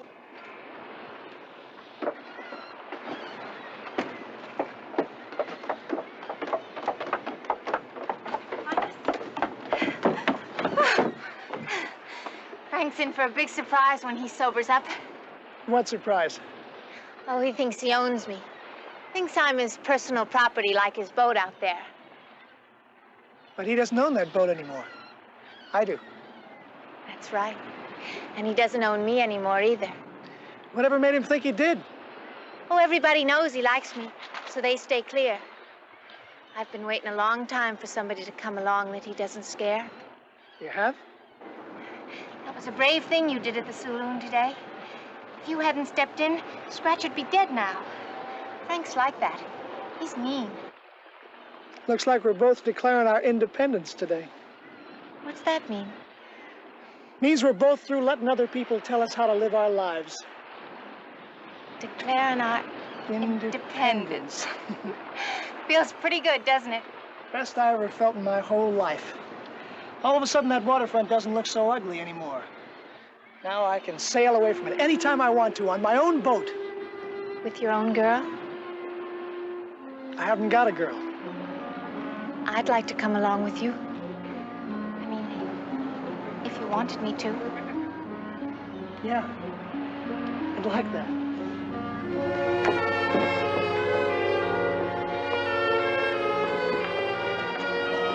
Do you think I'm pretty?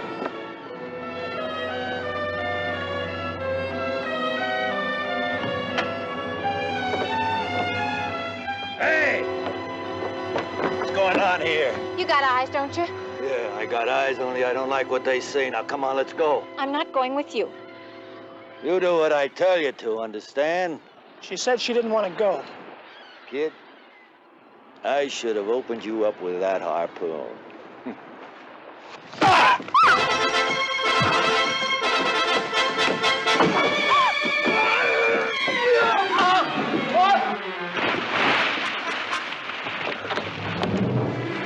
Get me out of here! That's freezing cold!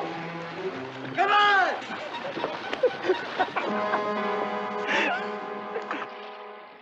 Drink, ye harpooneers. Drink, ye men who man the deathful whaleboat's bow. Death to Moby Dick. God hunt us all if we do not hunt Moby Dick to his death. You like stories about the sea best, don't you? I guess so. Maybe that's because it's so big. It can take you all over the world, or swallow you up like that. Will you leave someday and go to sea? That's the one thing I'm sure of. I've got to see all the strange places there are out there. The only way to do that is on a ship. Why do you have to? Couldn't you stay here in Oakland? There's so much more to the world. No, I want more than that waterfront can give. And so should you. Me? Girls can't be sailors. Maybe not, but you can still do a lot with your life. You don't have to stay here. You're young, you're pretty. This place will make you old before you're ready. How can I leave? What's to stop you? You can travel all over the United States, read to educate yourself better. But I'd have to make a living. You could be an actress maybe, or a singer, or a writer like I'm gonna be. You could be a great lady. I could never act proper enough to be a great lady. You don't have to act like them. Be your own kind of lady. They got books over at the library can teach you anything you need to know. I'll bet you've read lots of books already, haven't you? Not really. When I go to that library and see all the books there are, I've just begun. Working in the cannery, I've never had time. That's what I like about being an oyster pirate. Now I got time for the things I love best. Like stuffing your mouth with jawbreakers? That's the best part. Are you sure? Well, come to think of it, there is something I love more than jawbreakers. I thought so. Peppermint sticks. Oh, just for that, I'm not going with you on that oyster raid. What do you think of that? I won't stand for it. I am the captain and you are the crew. Are you aware, sir, that there is a serious penalty for mutiny? No. What is it? Death. Death by tickling. No, please stop. Usher!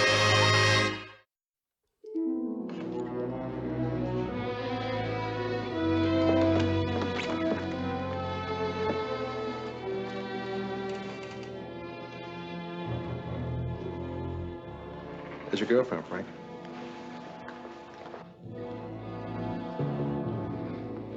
Where's she, that kid's girl now? I'll show you whose girl she is. Hey, Mamie. Yeah, you showed me all right. Watch your mouth. She's been seeing him every day. The boys all think you're scared of that kid. Who said that? Nobody, but we're all thinking it, and we'll go right on thinking it till you put him in his place. I'll do that, all right.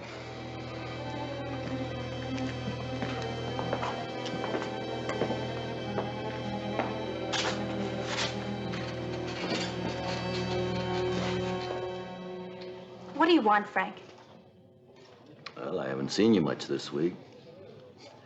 Maybe you still think I'm mad at you, huh? That's not it, Frank. What's the matter? Look, Frank, you've always treated me pretty good, and I'm grateful. But I'm too young for you, Frank. Still young enough to whip anyone around here? Sure, I know that. But you ought to get yourself a girl like Michelle over there.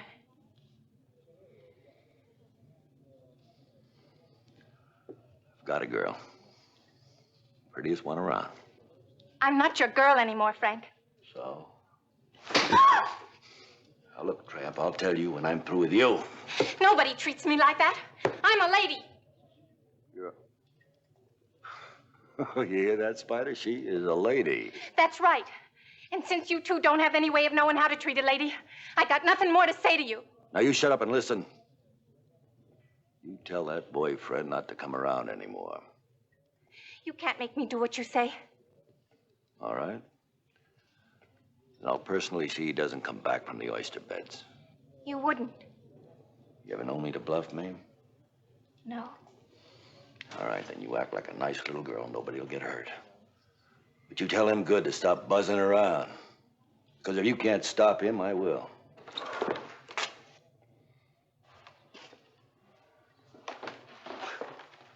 Well, kid, how do you like the boat I sold you?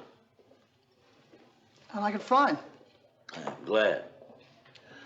Now, you know what you ought to do? You ought to get yourself a girl. Good-looking young one like Mame here. Yeah, it might make a man out of you. I already got a girl. You coming with me, Mamie? Tell him. I changed my mind. I'm going with Frank on the Lucy Bell. But you said... Girl can change her mind, can't she? That was fun. But Frank's my man. I don't believe it. Why are you talking like this? She just ain't interested, son. Playing around with you, that's all. What she want with a little boy? When she got a man, like Frank. King of the oyster pirates, we call him. And Mamie's his queen. Is that how it is? That's how it is. Come on, Frank.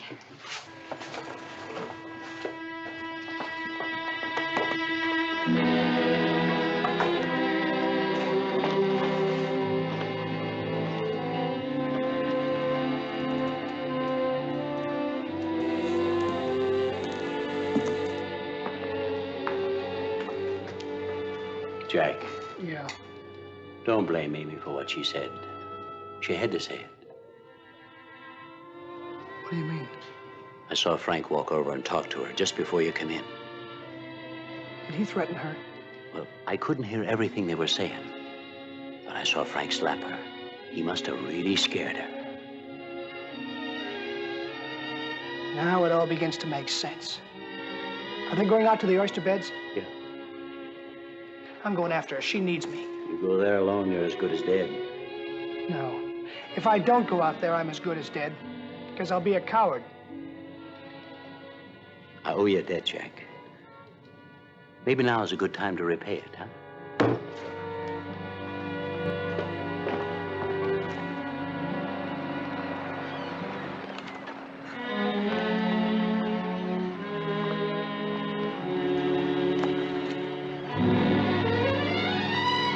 Hey, ain't that the razzle-dazzle pulling in on the Lucy Belle?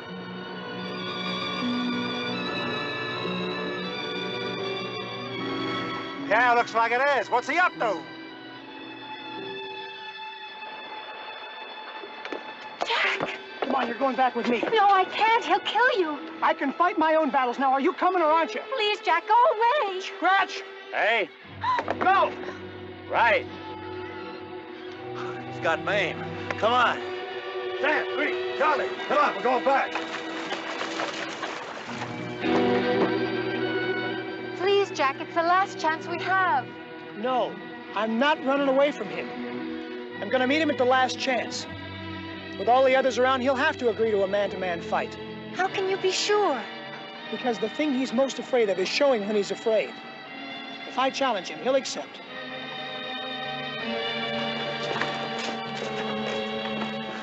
All right, you pushed your luck to the limit this time, kid. Get him. Just a minute, boys. What's the matter, Frank? You scared to take me out alone? Grab him. I think you're scared. I challenged Frank to a fight, but he's afraid of me. Oh, you heard me, didn't you? We're wondering, Frank, maybe what he said is true. All right, kid. You asked for it.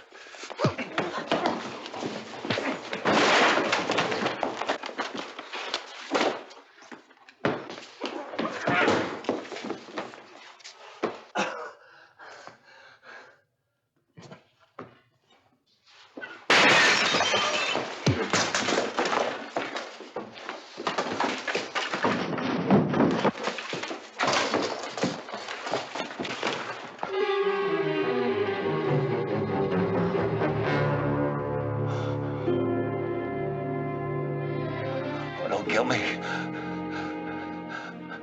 Look, kid, you can have her.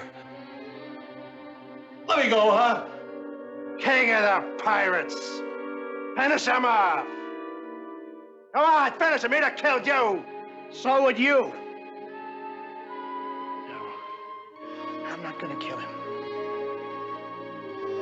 But I'm not so sure he'll do the same when he catches up with you. You better start running, Spider.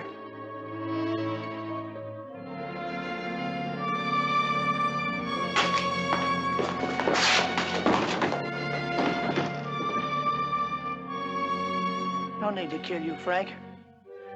All I had to do was kill the king of the pirates. Now nobody's king.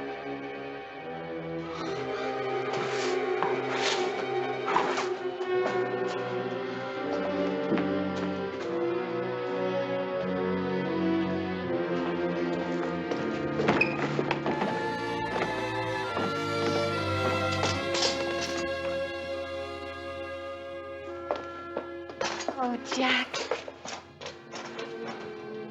Come on. I'll walk you home. Well, here now. First, we gotta have a drink to celebrate. The Jack London, Prince of the Oyster Pirates.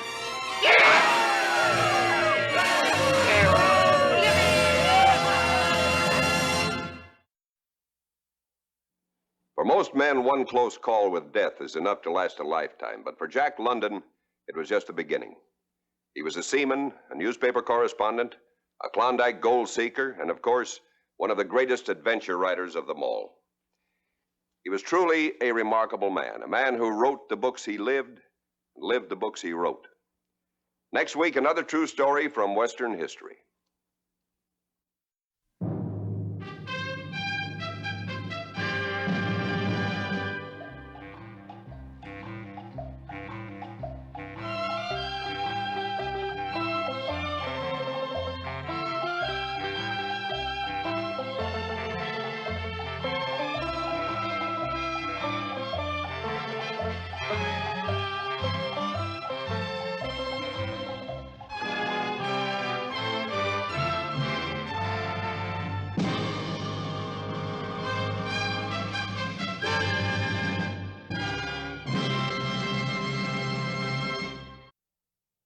In the decade after the Civil War, great herds of Texas longhorns were driven north to meet the railroad as it came across the plains of Kansas. Overnight, small towns would find themselves the new railheads, booming with prosperity as the herds poured in, bringing the hundreds of cowboys eager to spend their pay. Stores and saloons sprang up, followed by gamblers and gunmen. Places like Ellsworth, Abilene, and Dodge City became famous because of their men who enforced the law. In the spring of 1871, the tracks reached Newton, Kansas. So, too, did a tough Santa Fe foreman by the name of Mike McCluskey. And with McCluskey begins the story of The Friend.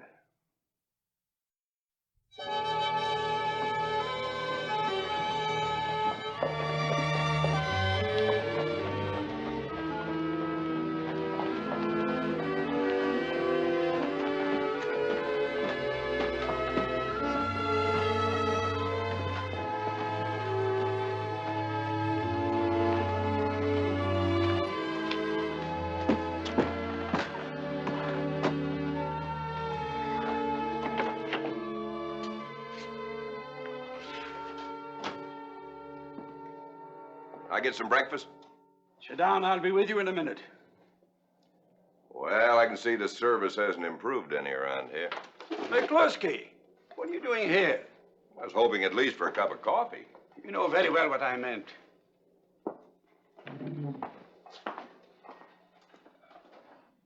The lead track crew left yesterday. You should be 5 miles down the right of way by now. I've left the road for a while, Joe. Michael, you can't be seriously thinking of taking that job of marshal. Can't I? Just because the town council makes an offer, that doesn't make you a lawman. Why, they've asked a half a dozen others already. I just took the oath.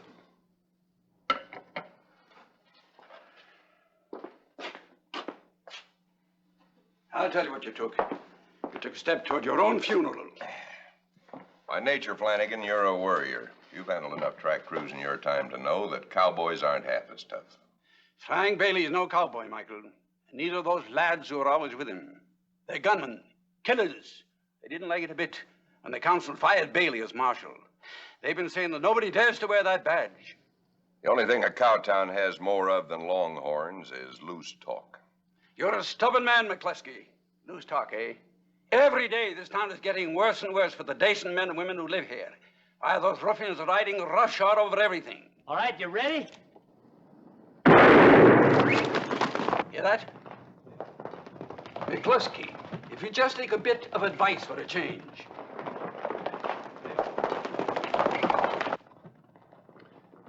I'll be back for that advice in a minute.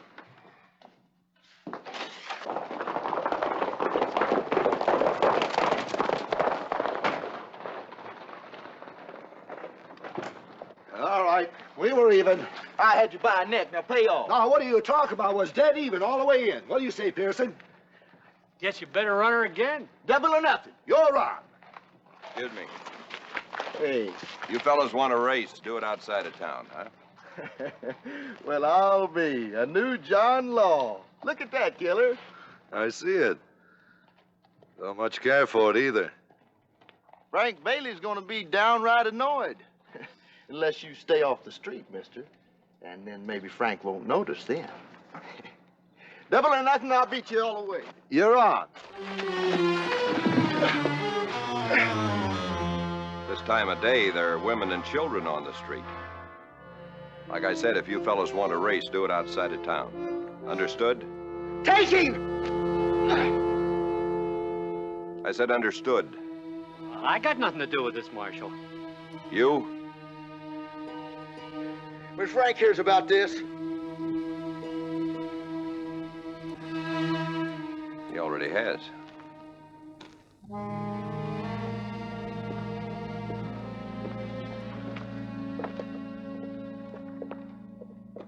McCluskey, isn't it? The railroad man? Bailey? I'm a little surprised, McCluskey. You've been around town long enough to know how I feel about someone wearing my badge. Well, how you feel is your business. Hiring and firing a marshal is the town council's. And they'll be hiring me again. Now, you can make it easy and walk out. Or you can make it tough on yourself and stay. But one way or another, I mean to wear that badge real soon.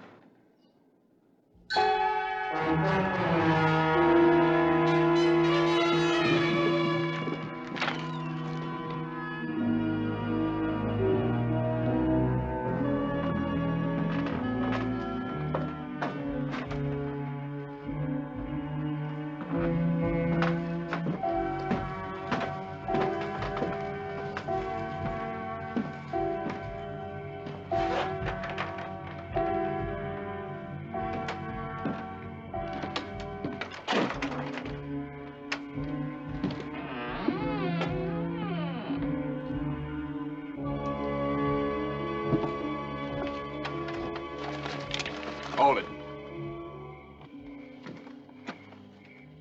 All right, now real easy. Hands on your head and turn around. You hear me? Hands on your head. I can't. Do it. Right now.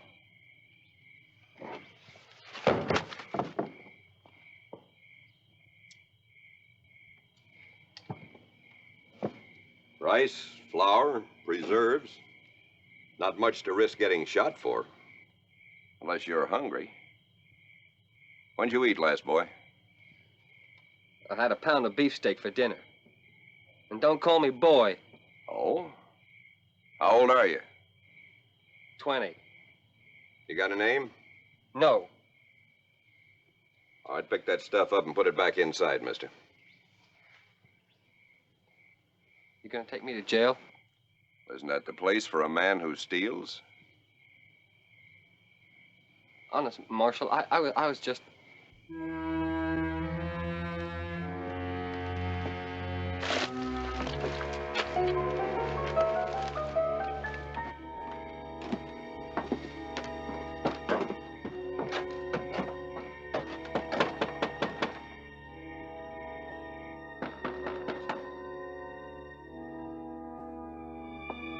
I'm closed. Mike McCluskey, Joe. Never showing I'm serving. Only the middle of the night for him. It's all cold. I'm not firing the stove for anyone. We'll make out, Joe. What do you have there? A friend.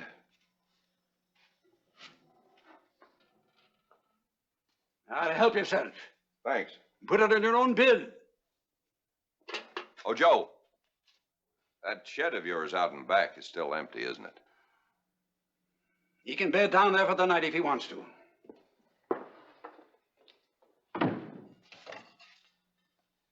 Help yourself. I don't take charity. I don't give it. I expect to be paid back when you get a job. A job? I hear they're looking for a boy over at the stable. Doesn't pay much, but it's honest. Now, you can run out or you can spend the night. If you're still here in the morning, I'll take you over to livery. Marshal, I lied to you about everything. I only stole that food because I hadn't eaten nothing in 2 days. Good night.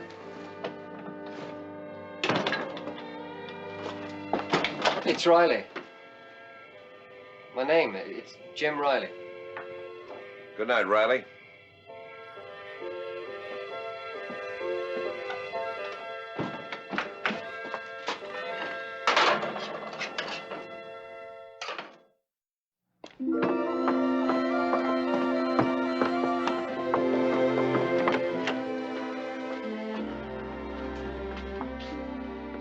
Coffee? The word for that is mud. No thanks. I came by about that kid you brought over last night. Yeah, I know. He ran out. I went by to look for him a little while ago. There, go look again. I saw him sneaking back into the shed. He had a bag of something under his arm.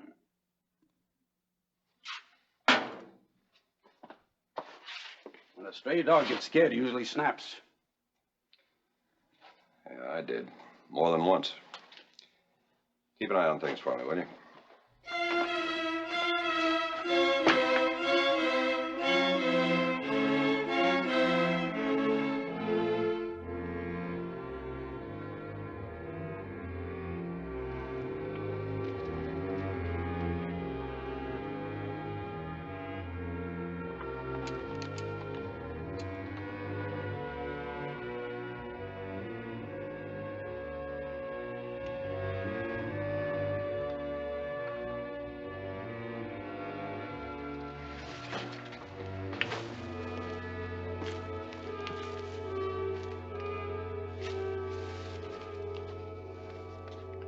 Change your mind?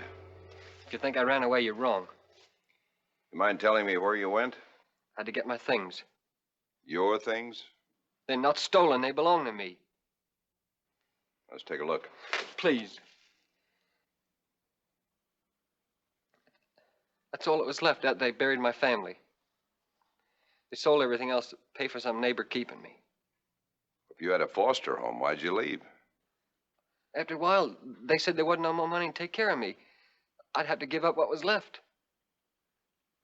I just couldn't. That's everything I have. Let's go see about that job, huh?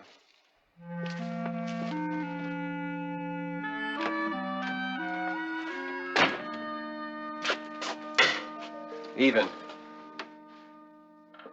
You've only been here a few days. I can wait. Well, I want to be even, Marshal. Everything I borrowed. All right, even it is.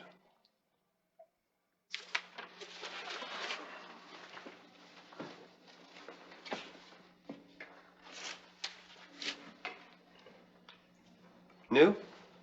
Mm-hmm. I thought you lived at the hotel. Yeah, that's why I've been trying to find somebody to stay over here nights, kind of keep an eye on things. Don't pay anything, but be warmer come wintertime. You interested? Well, Go get your stuff, bring it over here.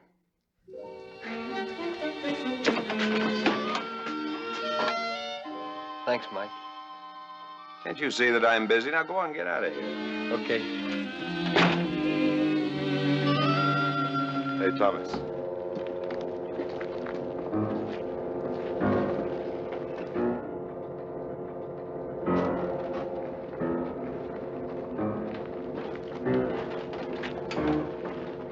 Isn't that the kid that follows McCluskey around all the time? Yeah.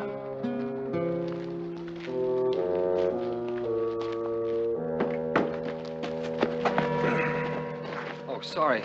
You should be. Ooh-wee. Something sure smells bad. I'm looking at it. Excuse me. Don't push me, boy. Didn't. You pushed. What do you got in that blanket, stable boy? That's personal. Oh, you hear that, Thomas? It's personal. Makes me real curious. Kid like that's probably got something stolen in there belongs to me. I better have a look.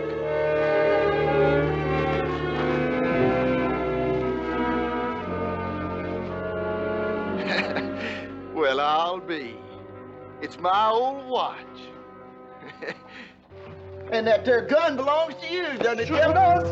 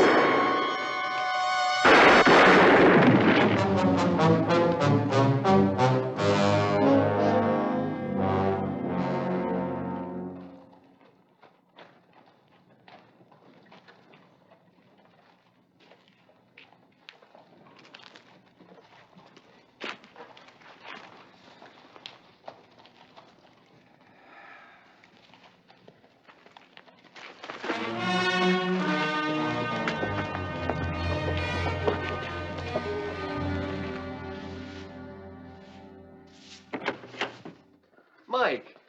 Well, no, I wasn't hurt bad enough to be a ghost. Yeah, but the doc said you're To take it easy a few more days. Look, if I lie flat on my back much longer, I'll never get out of bed. Yeah, but everything's been real quiet since you... Killed Bailey? It might have been the other way around. If you hadn't helped me, you had me cold. It was my fault it happened. Now, you've been around here long enough to know better than that. You saved my life, and I thank you. Oh, there's one other thing. I found this by the side of my bed when I came to. Oh? You put it there, Jim. The doctor told me so. It belonged to my pa. I know that, too. But I'm not your pa. Don't try to make me in another man's image, Jim. I'm not, Mike, honest. It's just... Well, it's just a gift. To a friend. I got work to do. Oh, Jim, before you start that, would you run over to Flanagan's and ask him if I could borrow one of his cane poles for tomorrow? You going fishing? Well, I'm supposed to take it easy. I can't think of a better way than to sit on a quiet riverbank. I'm off work tomorrow. Tell Flanagan we want to borrow 2 of his cane poles. And a skillet and some bacon to fry up our catch. Right. You will keep the watch? I'd be proud to. Look out, fish. We're coming.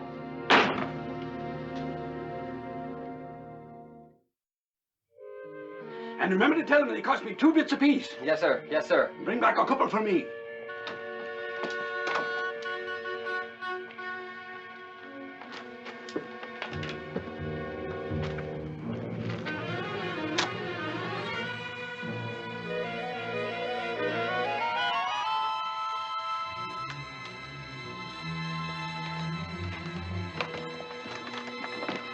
Where's Pearson? Right behind me. Whatever you want, hurry it up. Some cowboy's having a lucky night at my faro table. Well, it's our lucky night, too, Pearson.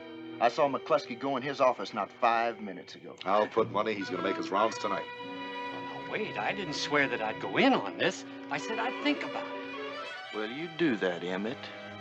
Take all the time you want. Because when the word gets out, Frank Bailey's friends don't want anybody spending money in your place. It's gonna get nice and quiet for thinking. Well, what if he doesn't show up? He will. If not tonight, then tomorrow night. But I think it's going to be soon, so you'd better get back to your place and get ready. But we... Go on.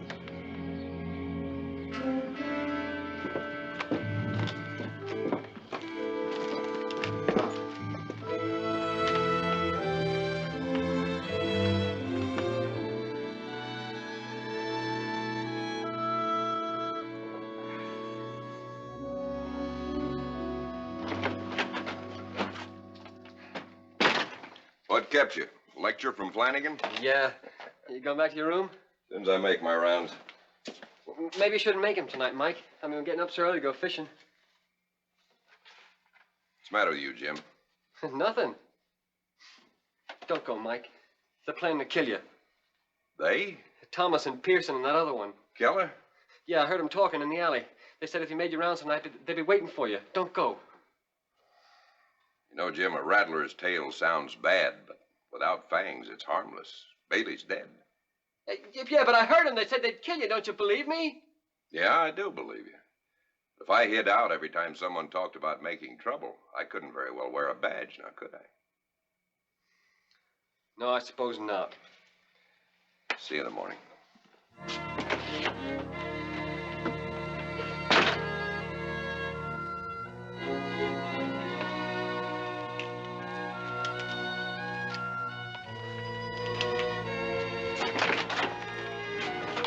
Don't you say that about her. All right, break it up. But he pushed me, Never mind, move on. Sure, Mark. I'll buy you a drink.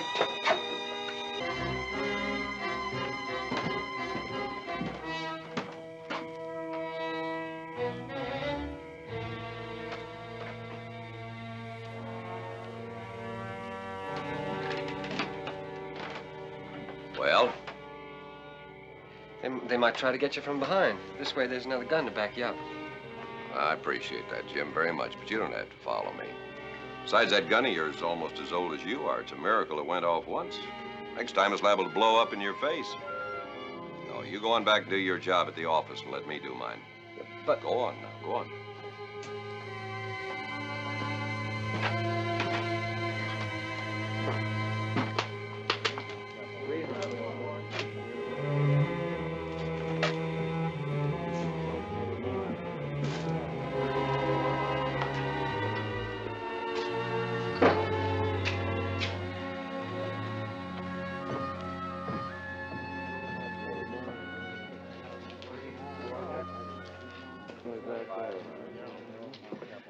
Well, Marshal, I see you're up and around. Where are your two friends? Who do you mean? Don't play games with me, Pearson. I mean Thomas and Keller. I don't know. Marshal! Did you have a drink on the house in honor of your getting bailed? I never drink to another man's death.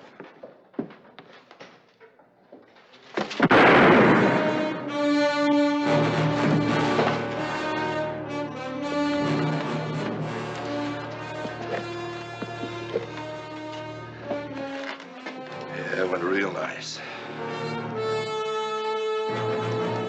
Start pouring him, boy. Start pouring.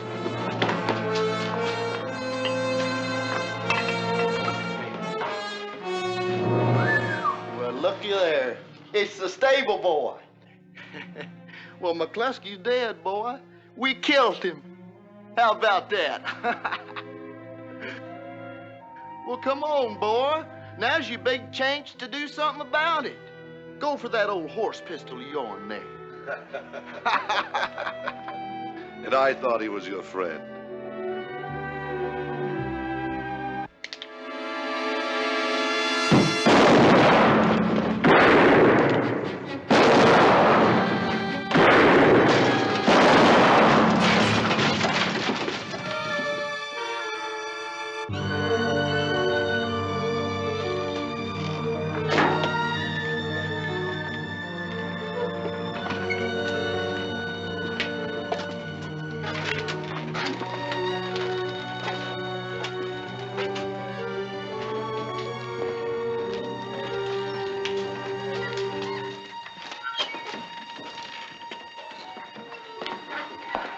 Find the kid?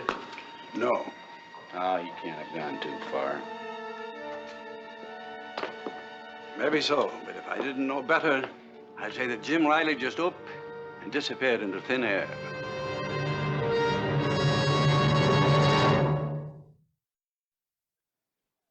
Perhaps Jim Riley did not disappear into thin air, but he was never seen again, nor was his body ever found. Whether he died somewhere out on the plains or whether he survived and moved on westward is a question that can never be answered. As for Newton, Kansas, the violence at Pearson's Gardens convinced the town council to shut down the saloons and gambling halls. A new source of prosperity was found in the growing of wheat, and that was fortunate for Newton, as the next year the railhead moved on. And instead of withering like so many cow towns, Newton survived and grew. In part, this came about because of the story of the friend.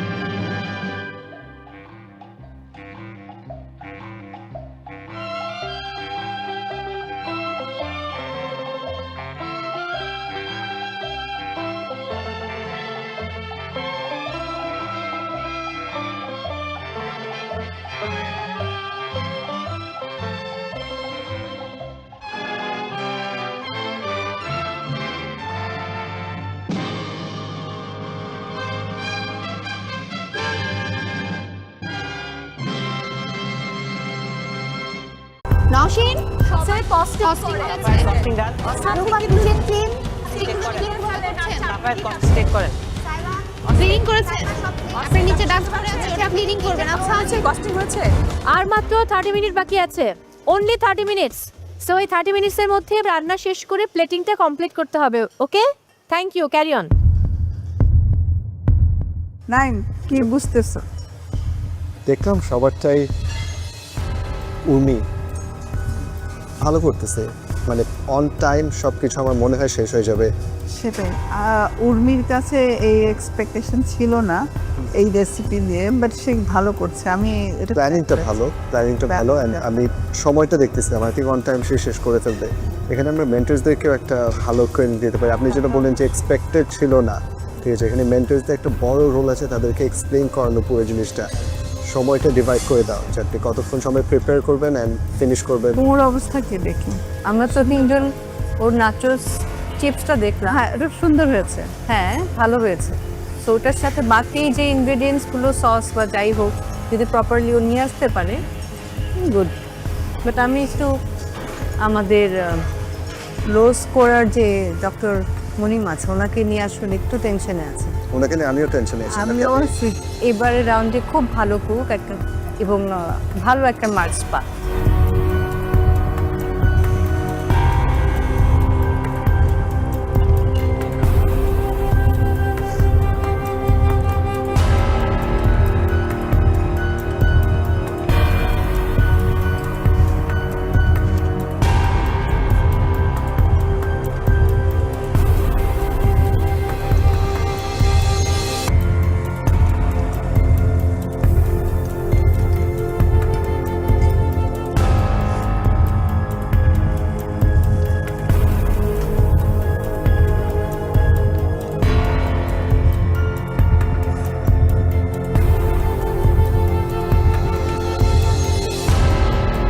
Participants, আর মাত্র 10 minute সময় বাকি আছে।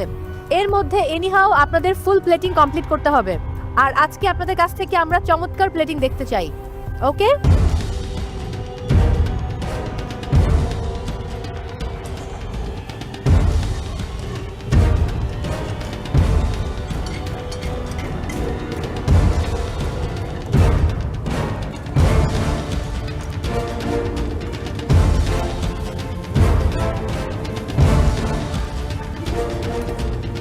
Participants, only 5 minutes আছে আর please এই 5 মিনিটসে plating complete করুন।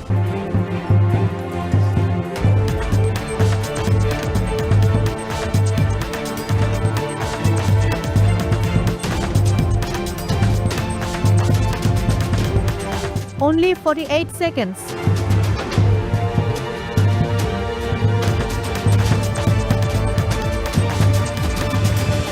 সবাই একসঙ্গে countdown দেবো আজকে আমরা।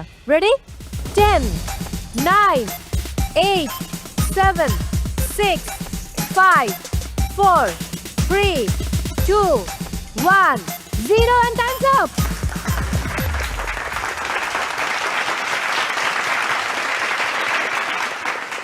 ওকে, 2 ঘন্টা শেষ, তার মানে আপনাদের কুকিং টাইম শেষ। এবার দেওয়া হচ্ছে 15 মিনিট, যার মধ্যে আপনাদের কস্টিং কমপ্লিট করতে হবে, একই সাথে কিচেন ক্লিন করতে হবে, এবং সেই সময় শুরু হচ্ছে এখন।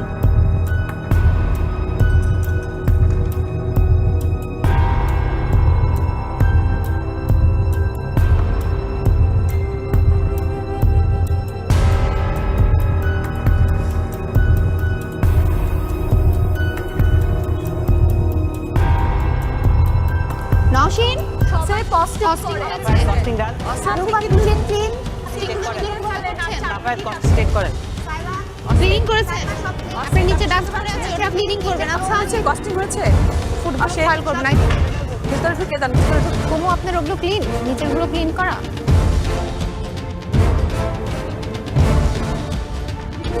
কাউন্টডাউন দিচ্ছি, 10, 9, 8, 7, 6, 5, 4, 3, 2, 1, 0 and time's up.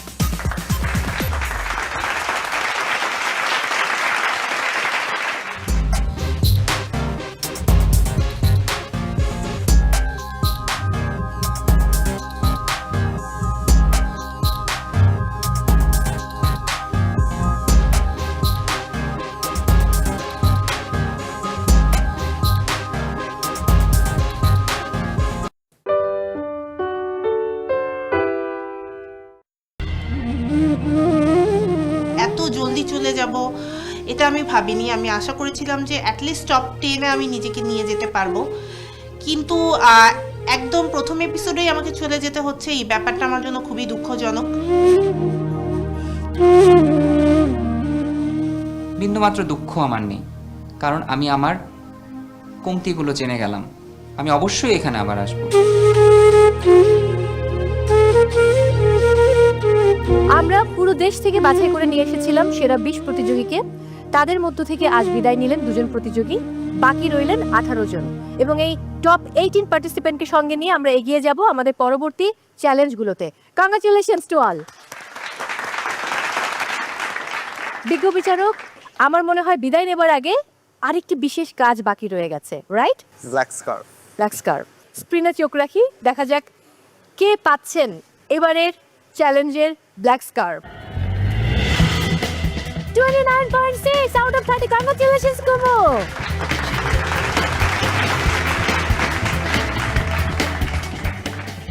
আবারও দ্বিতীয়বারের মতো কুমুর দখলে black scarf. So back to back দুবার, পরবর্তীবার হয়ে গেলে কিন্তু হ্যাট্রিক হয়ে যাবে।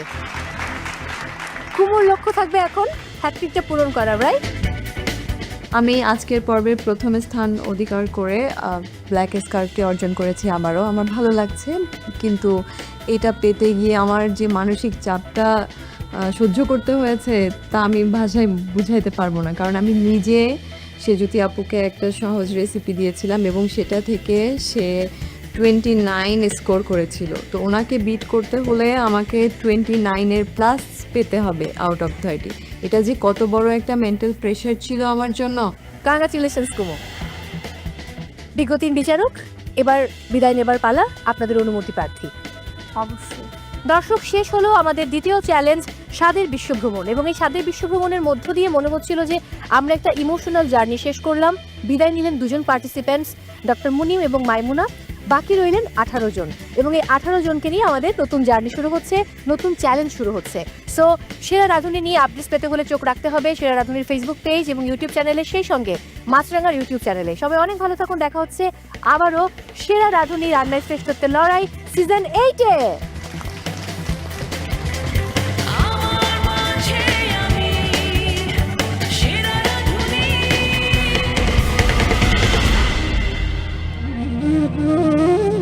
এত জলদি চলে যাব এটা আমি ভাবিনি। আমি আশা করেছিলাম যে অ্যাটলিস্ট টপ 10-এ আমি নিজেকে নিয়ে যেতে পারবো, কিন্তু একদম প্রথম এপিসোডেই আমাকে চলে যেতে হচ্ছে, এই ব্যাপারটা আমার জন্য খুবই দুঃখজনক।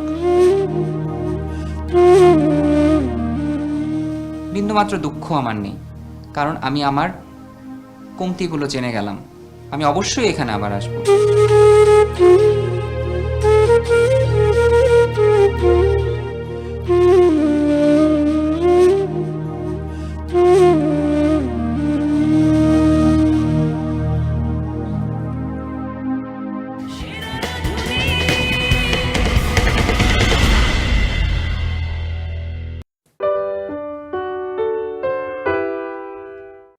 যাদের স্কোর সর্বনিম্ন হবে এবং এই 20 পার্টিসিপেন্টসের মধ্য থেকে বটম 2 পার্টিসিপেন্ট আজকে বিদায় নেবে।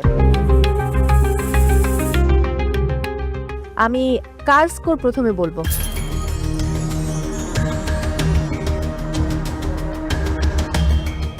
আমরা লেফটে উর্মি থেকে শুরু করি। শিওর। প্রথমেই চট্টগ্রামের উর্মি। আজকে নট ব্যাড, খুব একটা যে খারাপ হয়েছে এমনটা বলা যাবে না, ভালোই ছিল, একটু হয়তো টুকটাক ভুল ছিল।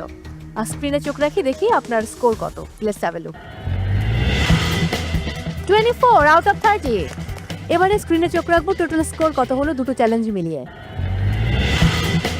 44 out of 60। Thank you Urmi Mahbub. কুষ্টিয়ার জিনাত, দেখবো আপনার স্কোর কত। Let's have a look. Zinat Hasan Charu 19.6 out of 30। এবার স্ক্রিনে একটু চোখ রাখবো, দেখবো আপনার টোটাল স্কোর কত। 43.6 আউট অফ 60। কুমিল্লার সাফায়েত, স্ক্রিনে চোখ রাখছি। Let's have a look. 22.2 out of 30। এবারে দেখবো দুটো চ্যালেঞ্জ মিলিয়ে আপনার স্কোর কত হলো। 47.8 আউট অফ 60। এবারে সাইমা ফরিদপুরের, স্ক্রিনে চোখ রাখি দেখি স্কোর কি আছে। 29.2, কংগ্রাচুলেশনস। সাইমা বিনতে হানিফ, স্ক্রিনে চোখ রাখি যে প্রথম চ্যালেঞ্জ এবং সেকেন্ড চ্যালেঞ্জ মিলিয়ে স্কোর কত দাঁড়ালো? 50.2 আউট অফ 60। ঢাকার প্রতিযোগী রূপা, আপনার আজকের স্কোর কত সেটাই জানার পালা। Let's have a look. 28.8 out of 30, congratulations Rupa. এবার দেখব দুটো চ্যালেঞ্জ মিলিয়ে আপনার ফলাফল কত। 53.4 আউট অফ 60, কংগ্রাচুলেশনস। আমি আমার মতো করে ট্রাই করেছি আমার বেস্টটা দেওয়ার জন্য। আমি আজকে ভেবে নিয়েছি আমি আমার বেস্টটা দিয়েই যাব।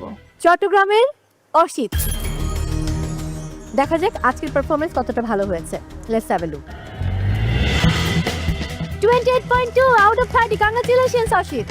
এবার দেখব দুটো চ্যালেঞ্জ মিলিয়ে আপনার ফলাফল কত। 53.6 out of 60, congratulations Asit.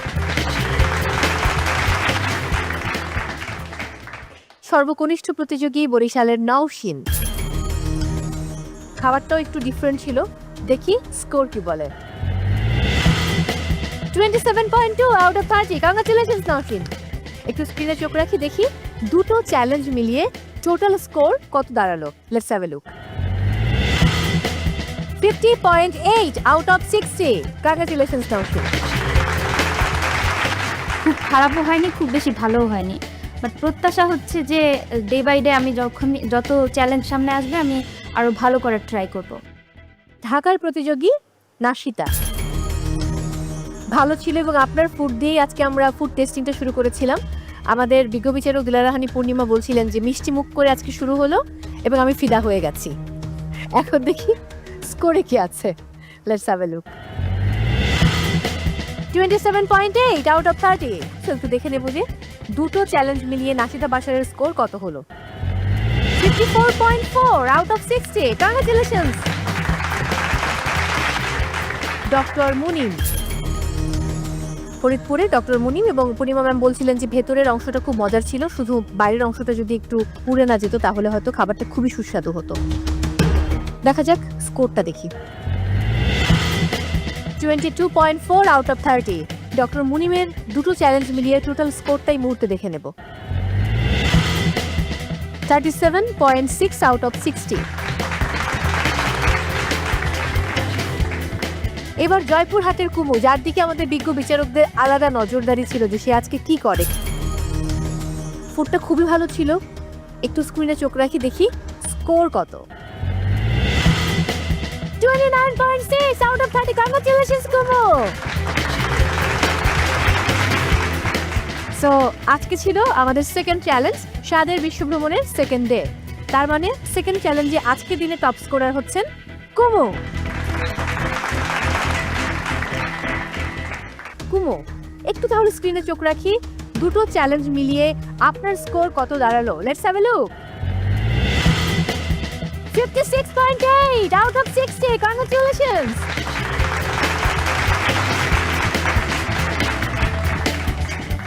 Kumu, big congratulations. You are the top scorer. প্রত্যেক প্রতিযোগীর জন্য মেন্টরস টাইম থাকছে 5 মিনিট করে। আজকে আমাদের ফিশ ফিউশন এই সেগমেন্টের জন্য রাঁধুনি গ্রোসারিতে যাওয়ার সময় থাকছে 15 মিনিটস আর কুকিং টাইম থাকছে 1 আওয়ার। আর পূর্ণিমাপু, মেন্টরদের সময়টা তো দেওয়া হবে নিশ্চয়ই? অবশ্যই থাকছে। প্রত্যেক প্রতিযোগীর জন্য মেন্টরস টাইম থাকছে 5 মিনিট করে, যাতে আপনাদের কুজিন এবং সেই সাথে রেসিপিগুলো ভালো করে যাতে বুঝিয়ে দিতে পারে।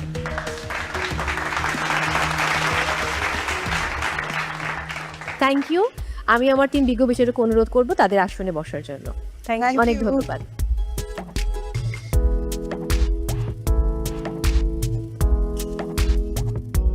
মেন্টরস প্লিজ বসবেন আপনারা, সেই সাথে প্লিজ আপনারাও বসুন। মেন্টরস, আপনারা পাচ্ছেন আপনাদের প্রত্যেক প্রতিযোগীর জন্য 5 মিনিটস। এবং মেন্টরস টাইম শুরু হচ্ছে এখন। ফিশ যেটা আপনি ভাজবেন, এখন আপনি একটা চিলি অয়েল বানাবেন। হাফ করলে এই যে চাঙ্কগুলো থাকে না, ফিশটা অ্যাকচুয়ালি হাইলাইট হতে হবে। বিকন সুগার ফিশ দিলা টেস্টটা দিন। আপনি আগে বলে দিন অর্ডার লিখুন, টাইমটা বেশি না। যে কারিটা আছে, কারিটা অনেক ফ্লেভারফুল। অনিয়ন সুপে যে কালারটা হয় ওই কালারটা হবে। যখন আমার মেন্টর আমাকে খুব সুন্দর করে বুঝিয়ে দিয়েছে আসলে এই কুইজিনটা এভাবে এভাবে করতে হবে, তখন আমার কাছে মনে হলো যে এটা অনেক অনেক অনেক সোজা এবং সরল একটা রেসিপি, আমি পারবো। খুব দিতে হচ্ছে কারিটা দিবা, ফিলিংটা হচ্ছে কি মাছের ফিশ সস তারপর লেমন জুস মধ্যে টেস্টিং ফ্লেভার হিসেবে এরকম অফার। মালয়েশিয়ান কুজিন পাওয়ার পর থেকে আমার মাথায় কাজ করছে যে আমি আজকে একটা ফিশ ফ্রাই টাইপের কিছু করতে চাই। যখন আমার মেন্টরের সাথে এটা নিয়ে কথা বললাম তখন উনি আমাকে বলল যে আমি করতে পারি, কিন্তু সে আমাকে অনেক কিছু সাজেস্ট করলো যেটা দিয়ে আমার ডিশটা আরও বেটার হতে পারে। ভালো করে আপনি সরকারে দিয়ে মাছ so best of luck, good luck. Okay, thank you, thank you. আমি স্পাইসেসগুলো ঠিক কোন যে সস দরকার এটার মধ্যে? হ্যাঁ, এখানে হচ্ছে আপনার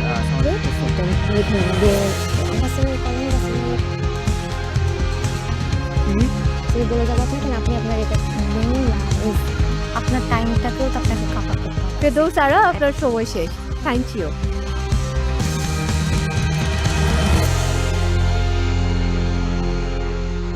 পার্টিসিপেন্টস, এবারে রাধুনী স্টোরে যাবার পালা। আর আপনারা সবাই জানেন রাধুনী স্টোরের জন্য আপনাদের সময় হচ্ছে 15 minutes.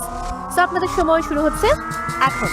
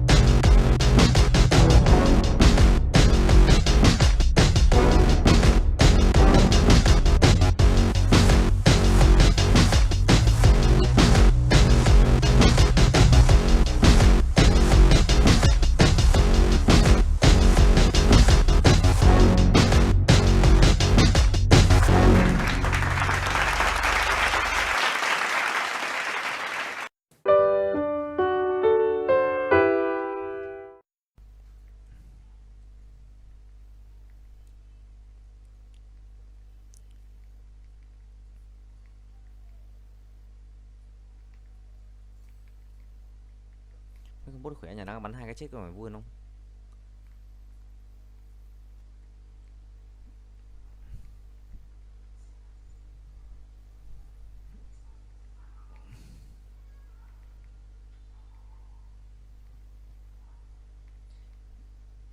Mày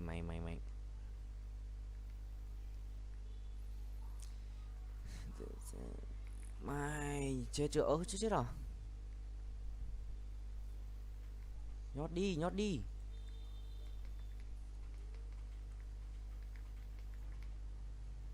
Kinh bút. Tí thay được nha. Là mãi lấy đấy dù em yêu một ai. Mang bánh bú là méo. Bánh chua bánh sinh nhật cho con gì nữa méo, bú lốt đi, đã chít rồi, chít lốt rồi.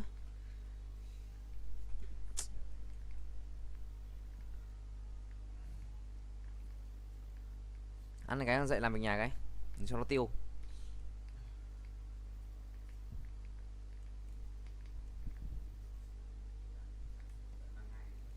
Cứ đang anh sắp xong rồi, đang 2 nữa vừa tắm anh xong rồi, đứng dậy luôn.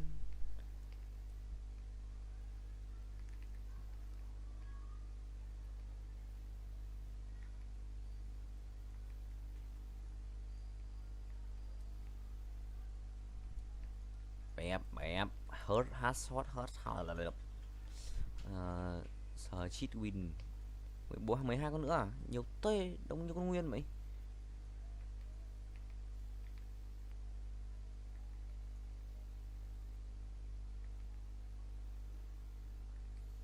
Đúng cứ như con nguyên ấy.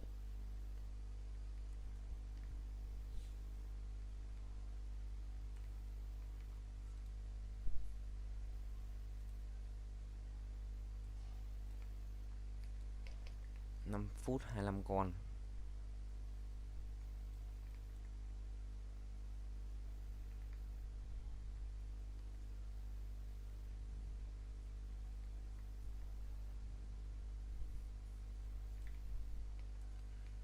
nào, xuống đây nào, xuống đây, xuống đây hết, xuống đây hết, xuống đây hết.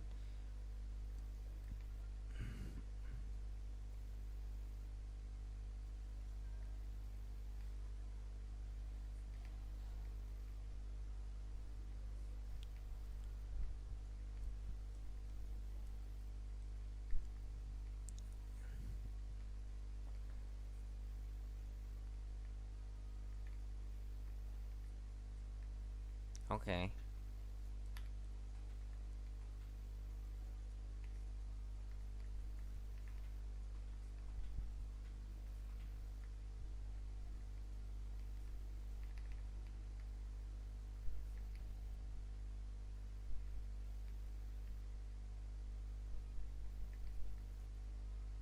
Ui ôi, ui ôi.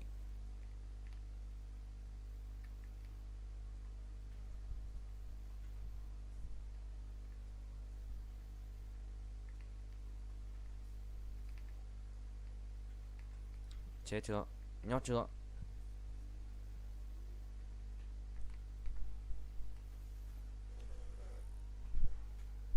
Một cái đắc tiêu clo à. Yêu một ai.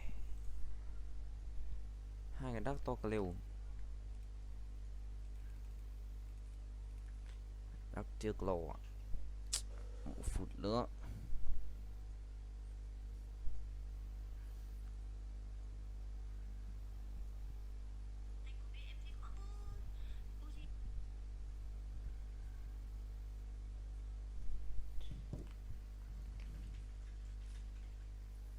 Challenger tier rank hả?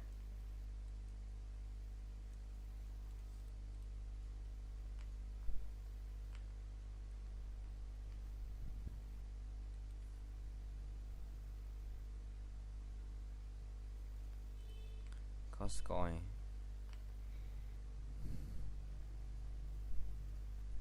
Rồi, GG.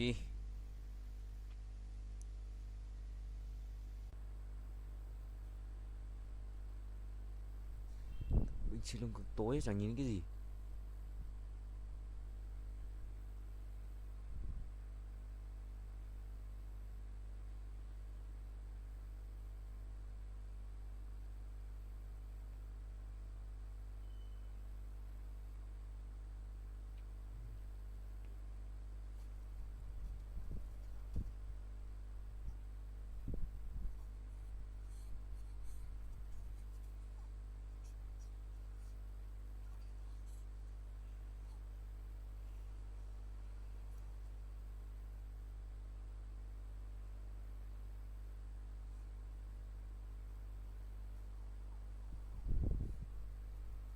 Cái gì vậy? Cái gì vậy?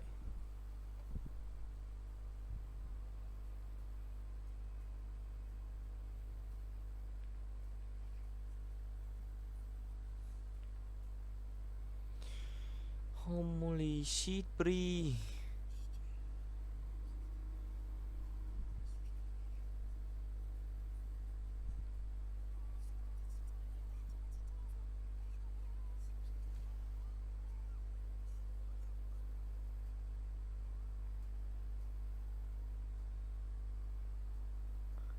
Police coming, police coming.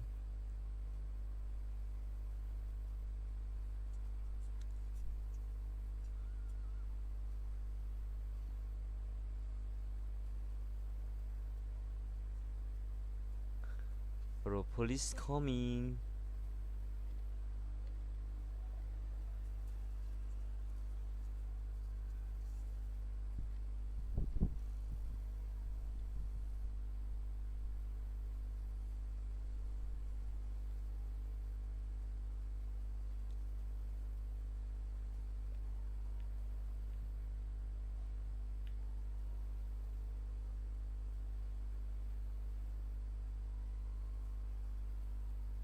Where are you running?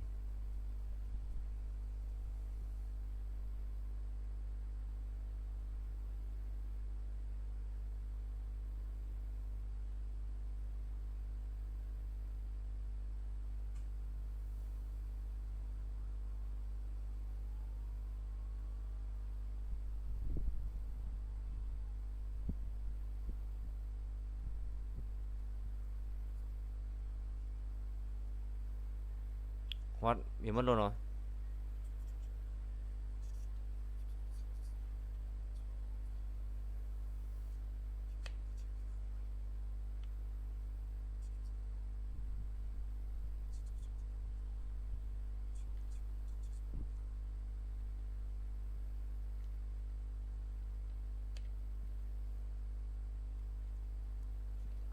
Take money from Choi.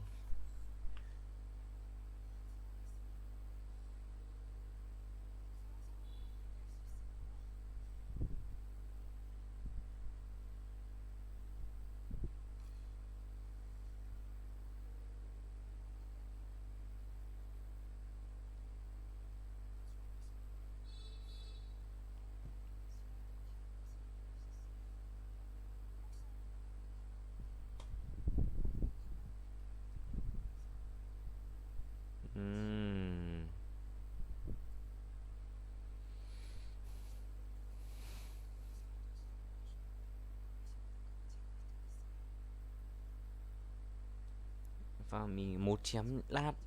Chém này đi. Chém cái tôi đùng này đi.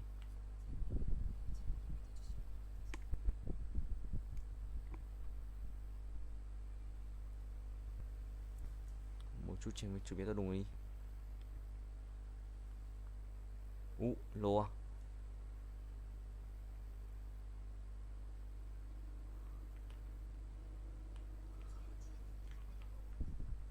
Ít xì đau quá.